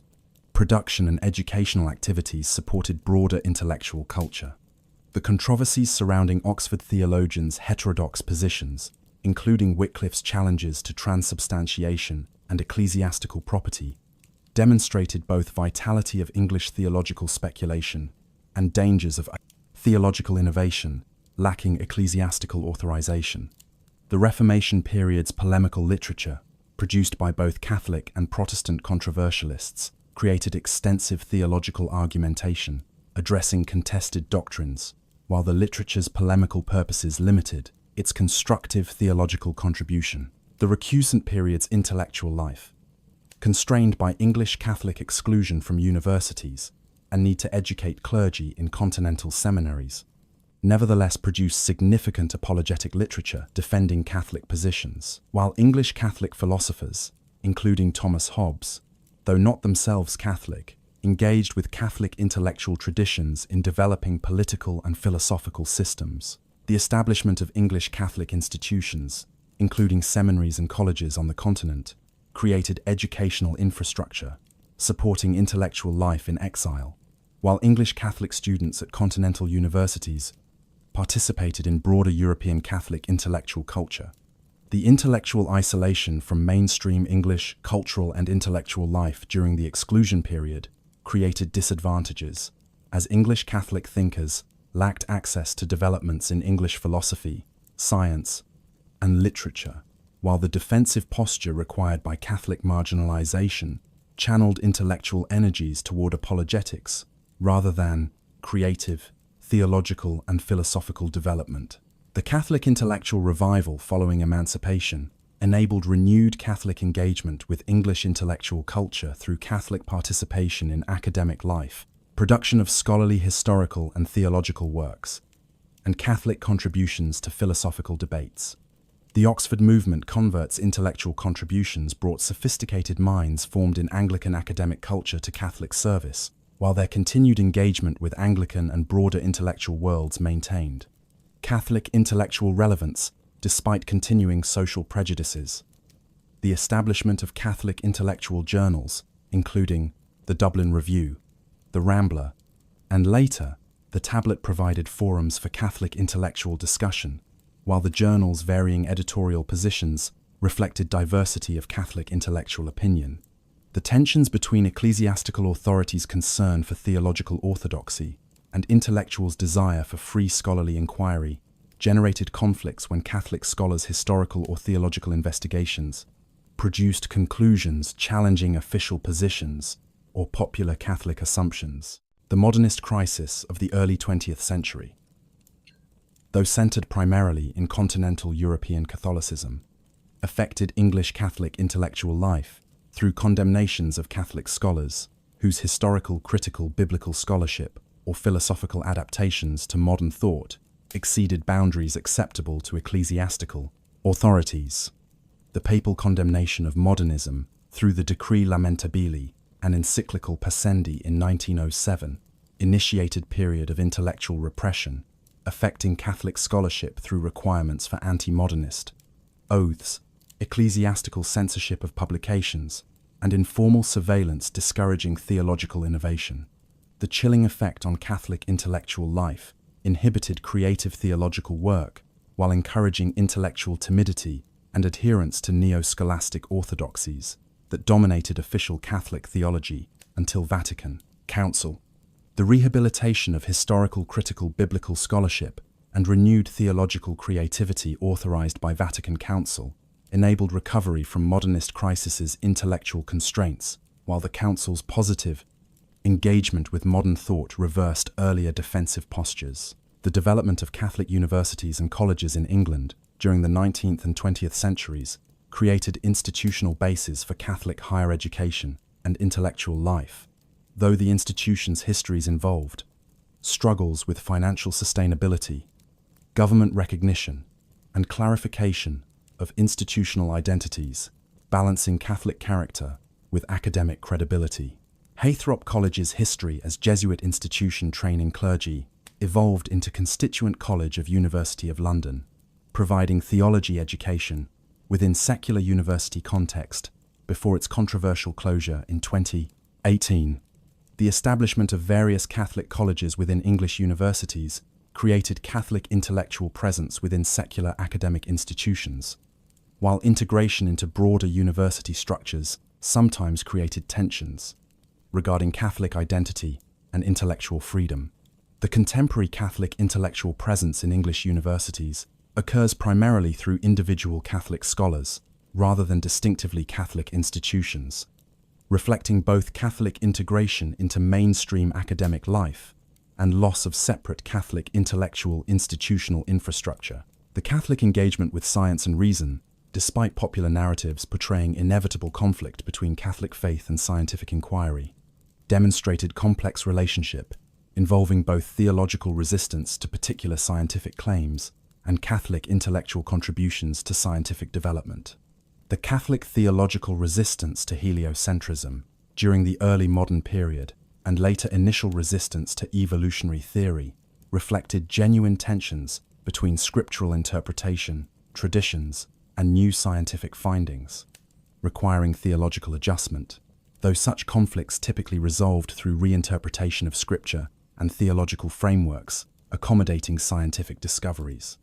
The Catholic scientists, including numerous clerical scientists, contributing to astronomical, mathematical, and natural historical knowledge, demonstrated that Catholic faith and scientific inquiry proved compatible when properly understood. The contemporary Catholic engagement with science through Catholic universities' science programs,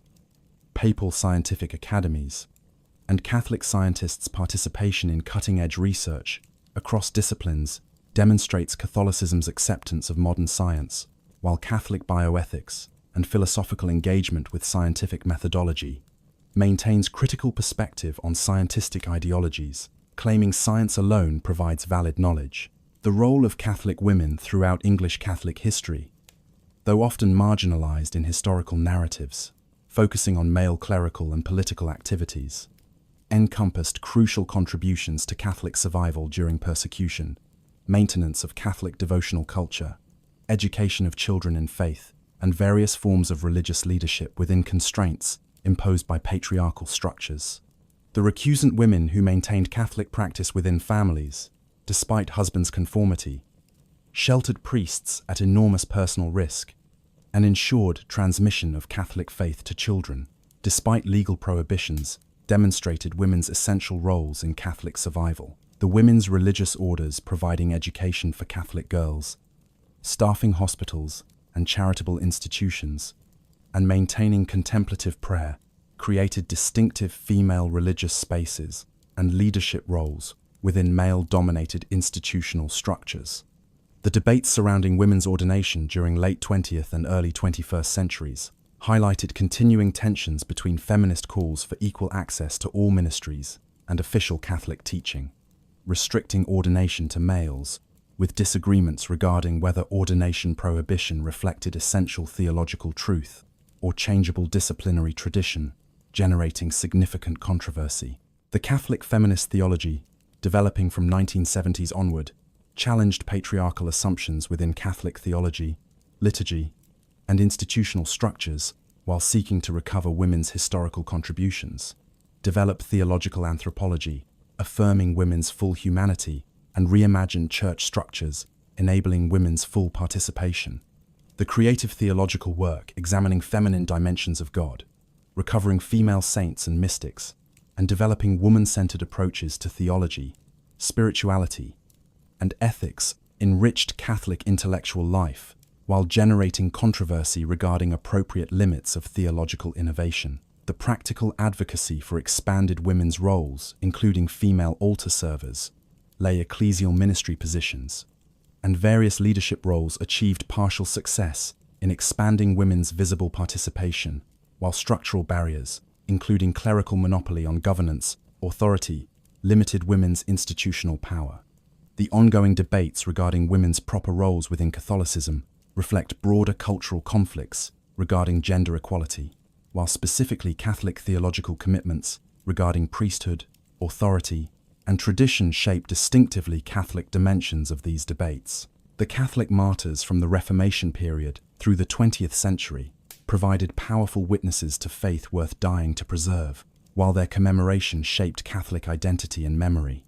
The English Reformation martyrs, including Thomas More and John Fisher, executed during Henry VIII's reign, and the numerous priests and laypeople executed during Elizabeth's reign created pantheon of Catholic witnesses whose deaths demonstrated Catholic commitment transcending political loyalty. The canonization and beatification of English martyrs during the 19th and 20th centuries, including the 40 martyrs canonized in 1970, provided official recognition of their sanctity, while celebrations of their feast days maintained living memory of persecution period.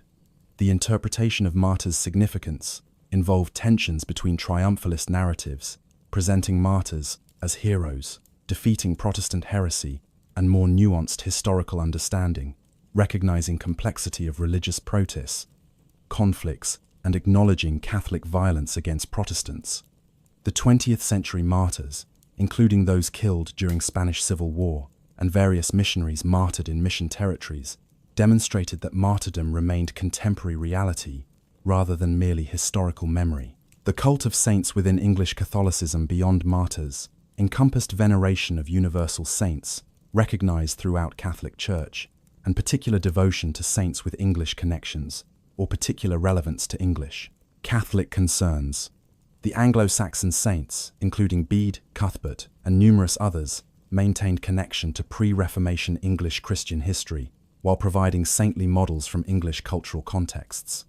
The devotion to St. Thomas More, as patron of politicians, lawyers, and those facing conscience conflicts between faith and political loyalty, made more particularly significant for contemporary Catholics navigating secular pluralistic society. The promotion of particular saints by religious orders, ethnic communities, and various Catholic organizations created diverse devotional focuses reflecting Catholic communities' plurality, while the process of canonization, requiring proof of miracles and heroic virtue, maintained ecclesiastical control over official saint recognition. The Catholic social and political thought developing from 19th century responses to industrial capitalism through contemporary engagement with democratic pluralism articulated Catholic perspectives on economic justice, political authority, religious freedom, and proper relationship between church and state. The papal social encyclicals, beginning with Rerum Novarum in 1891, established Catholic social teaching, emphasizing dignity of labor, workers' rights to organize, limits on both capitalist and socialist economic systems, and principle of subsidiarity, guiding proper allocation of social responsibilities. The English Catholic reception and application of social teaching involved both institutional Catholic advocacy on social issues and individual Catholics' political engagement, informed by social teaching principles. The diversity of political positions among English Catholics, with Catholics active across political spectrum, demonstrated that social teaching principles admitted multiple policy applications, while certain positions, including opposition to abortion, united Catholics across partisan divisions. The Catholic attitudes toward war and peace evolved from medieval just war theory, through modern total war's challenges to ethical warfare conduct, to contemporary debates regarding nuclear weapons, terrorism, and humanitarian intervention. The Catholic participation in both world wars demonstrated Catholic patriotism while raising questions about limits on violence and whether modern warfare's indiscriminate civilian casualties exceeded just war criteria. The Catholic peace movement, developing particularly after Second World War through organizations including Pax Christi, advocated pacifist positions, challenging just war tradition, while mainstream Catholic teaching maintained that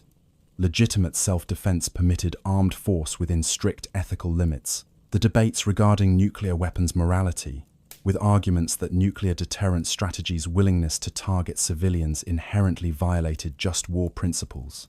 created significant controversy within Catholic community, while official teaching maintained ambiguous position, acknowledging nuclear dangers, while not absolutely condemning deterrence. The Catholic engagement with arts throughout English Catholic history produced significant artistic achievements, while artistic patronage, ecclesiastical commissions, and Catholic artists' contributions enriched both Catholic liturgical culture and broader English artistic heritage. The medieval church building and decoration created architectural and artistic heritage, including Gothic cathedrals, illuminated manuscripts, liturgical vessels, and various artistic objects demonstrating medieval Christianity's cultural productivity. The Reformation's artistic destruction eliminated much medieval Catholic art, while Protestant aesthetic preferences discouraged elaborate church decoration, creating artistic rupture whose consequences affected English visual culture for centuries. The 19th century Gothic revival, led by Pugin and others, revived medieval artistic traditions while adapting Gothic principles to industrial age materials and techniques. The 20th century Catholic engagement with modern art movements produced both experimental, liturgical art, incorporating abstract and contemporary styles, and continued traditional figurative art, serving devotional functions, creating diverse artistic approaches reflecting disagreements regarding appropriate styles for sacred art. The Catholic literary contributions to English literature encompassed both explicitly religious literature, addressing theological themes, and general literature by Catholic authors, whose faith influenced their work in various ways. The medieval English religious literature, including mystery plays, saints' lives, and devotional poetry, constituted significant literary tradition, whose suppression during Reformation eliminated much material, while fragmentary survivals suggest lost literary richness. The recusant period's literature, constrained by persecution, nevertheless produced important works, including Robert Southwell's poetry, demonstrating Catholic literary creativity under adverse conditions. The 19th and 20th century Catholic literary flowering through authors including Gerard Manley Hopkins, Francis Thompson, Evelyn Waugh, Graham Greene, J.R.R. Tolkien, and numerous others demonstrated Catholic imaginative engagement with literary art, while the authors' Catholic faith influenced their works in various ways, from explicit religious themes to subtle moral and metaphysical concerns, shaped by Catholic worldview. The Catholic music traditions, encompassing both liturgical music supporting worship and broader Catholic musical culture, demonstrated Catholicism's musical dimensions, while debates regarding appropriate liturgical music styles reflected theological and cultural divisions. The medieval liturgical music, including Gregorian chant and polyphonic settings of mass texts, created sophisticated musical tradition, whose suppression during English Reformation eliminated this heritage from regular English Catholic worship. The 19th century recovery of Gregorian chant and Renaissance polyphony through liturgical music movements attempted to restore traditional Catholic musical heritage, while contemporary Catholic music embraced various styles from traditional hymnody to contemporary praise music. The disagreements regarding guitar masses, contemporary music's liturgical appropriateness, and proper balance between traditional and innovative music reflected broader tensions regarding tradition and adaptation within contemporary Catholicism. The Catholic media presence in contemporary England, through television, radio, print, journalism, and digital platforms, provides vehicles for Catholic communication and evangelization, while media landscape's competitive commercial environment creates challenges for distinctively Catholic media, maintaining both quality and Catholic identity. The Catholic programming on broadcast media, including religious services, documentaries, and discussion programs, provides limited Catholic visibility, while Catholic inability to support dedicated Catholic broadcast networks, comparable to Protestant evangelical broadcasting, reflects both resource limitations and Catholic communities' fragmentation. The Catholic print media's decline from earlier periods when multiple Catholic newspapers and journals maintained substantial circulation to contemporary situation of reduced Catholic print media readership reflects broader print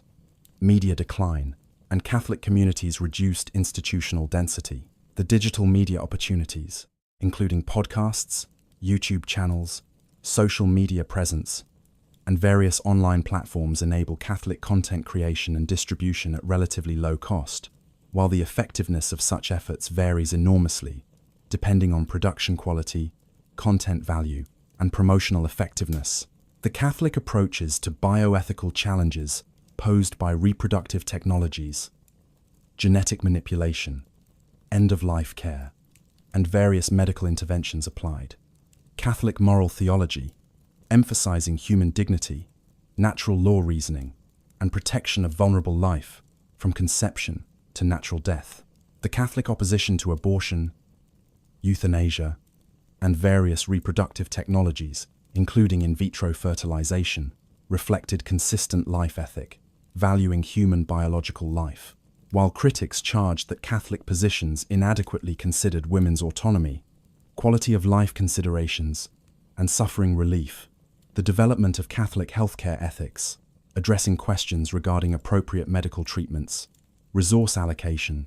and research ethics contributed sophisticated ethical reasoning, while creating practical challenges for Catholic healthcare workers navigating between Catholic moral teaching and standard medical practices.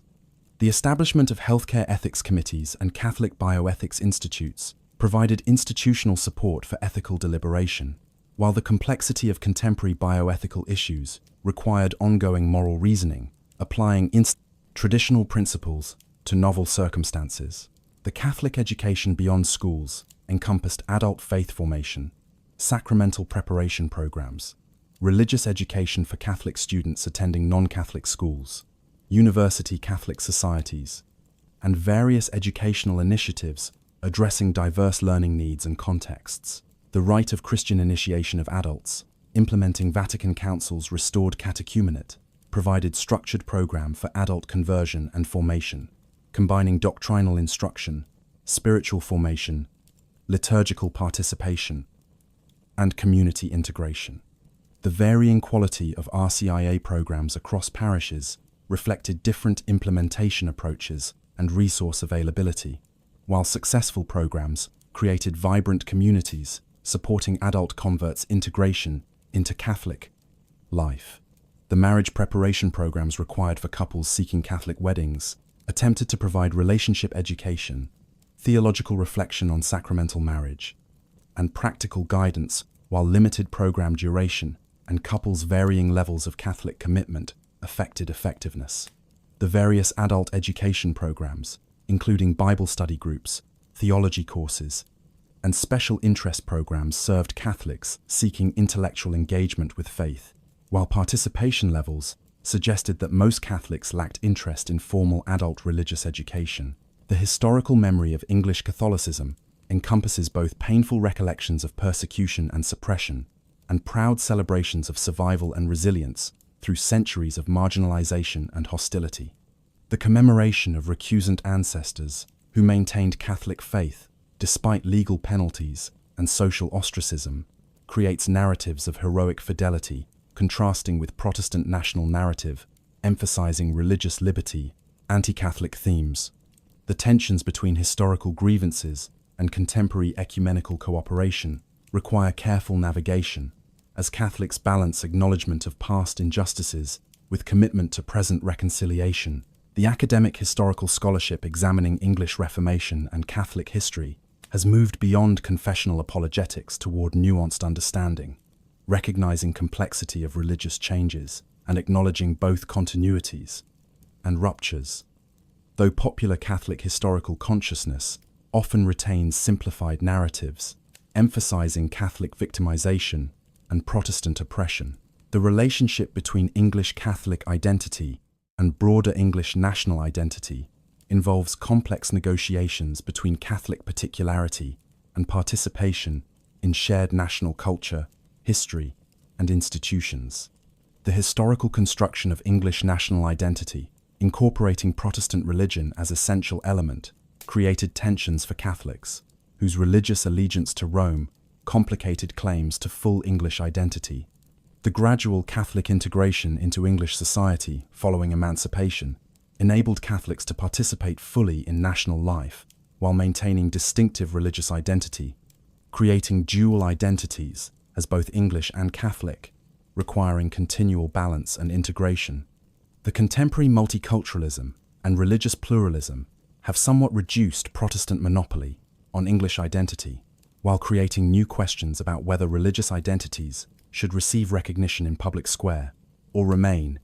private matters separate from civic participation. The economic dimensions of English Catholic life encompass both the substantial institutional resources controlled by dioceses, religious orders, schools,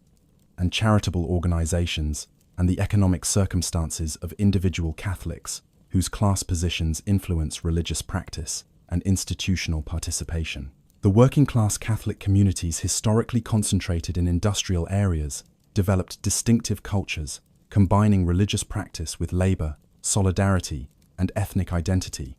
creating Catholic working-class consciousness that influenced both religious and political orientations. The expansion of middle-class Catholic populations through educational advancement and economic mobility transformed Catholic social composition while creating new expectations regarding institutional quality, professional ministry standards, and appropriate forms of Catholic engagement with contemporary culture. The persistence of poverty among some Catholic populations, including recent immigrants, requires continued Catholic charitable response while raising questions about structural economic justice and Catholic social teachings' application to contemporary capitalism. The generational differences within English Catholic community create varied approaches to Catholic identity, practice, and institutional engagement, reflecting different formative experiences and cultural contexts. The generation formed in pre-Vatican Council Catholicism experienced dramatic discontinuity through liturgical and theological changes, while younger generations lack personal memory of pre-conciliar Catholicism and experience Catholic identity primarily through contemporary forms. The Millennial and Generation Z Catholics navigate religious identity in contexts of widespread secularization and religious disaffiliation, where Catholic practice represents countercultural choice rather than inherited tradition. The generational tensions regarding liturgical preferences, moral teachings, institutional loyalty, and appropriate forms of Catholic witness reflect broader cultural shifts, while challenging church institutions to address diverse constituencies with differing expectations and needs. The eschatological dimensions of Catholic theology, addressing ultimate questions about death, judgment, heaven, hell, and final consummation, provide framework for understanding temporal existence's meaning and purpose, while shaping Catholic approaches to suffering, mortality, and hope. The traditional Catholic emphasis on preparing for death through sacramental practice and righteous living created culture attentive to mortality's reality and eternal destiny's significance. The reduced emphasis on hell and purgatory in contemporary Catholic preaching and catechesis reflects both theological developments, emphasizing divine mercy, and cultural discomfort with traditional imagery of punishment and suffering. The contemporary Catholic funeral liturgy's emphasis on resurrection hope, rather than judgment, reflects changed sensibilities while maintaining core beliefs about personal immortality and final judgment. The questions about fate of unbaptized infants, salvation of non-Christians, and ultimate destiny of humanity generate ongoing theological debate, balancing traditional doctrinal commitments with contemporary pastoral sensibilities and theological developments. The sacramental life constituting Catholicism's ritual center provides structured encounters with divine grace through material signs, instituting Christ's continuing presence and action in Church's life. The seven sacraments marking life's key transitions and sustaining Christian existence create distinctive Catholic religious culture, emphasizing materiality and embodiment in spiritual practice. The baptism, initiating Christian identity, confirmation, conferring Holy Spirit, Eucharist, sustaining spiritual life, reconciliation, restoring grace after sin, anointing of sick, providing healing and strength, matrimony, sanctifying marriage, and holy orders, consecrating clergy, create comprehensive sacramental system, addressing human needs across lifespan. The varying frequency of sacramental participation among contemporary Catholics creates differentiation between committed practitioners regularly receiving sacraments and nominal Catholics accessing sacraments primarily for life's major transitions, including baptism, marriage, and funeral. The debates regarding sacramental access for divorced and remarried Catholics, intercommunion with other Christians, and appropriate preparation requirements reflect tensions between maintaining sacramental integrity and pastoral accommodation to complex family situations and ecumenical relationships.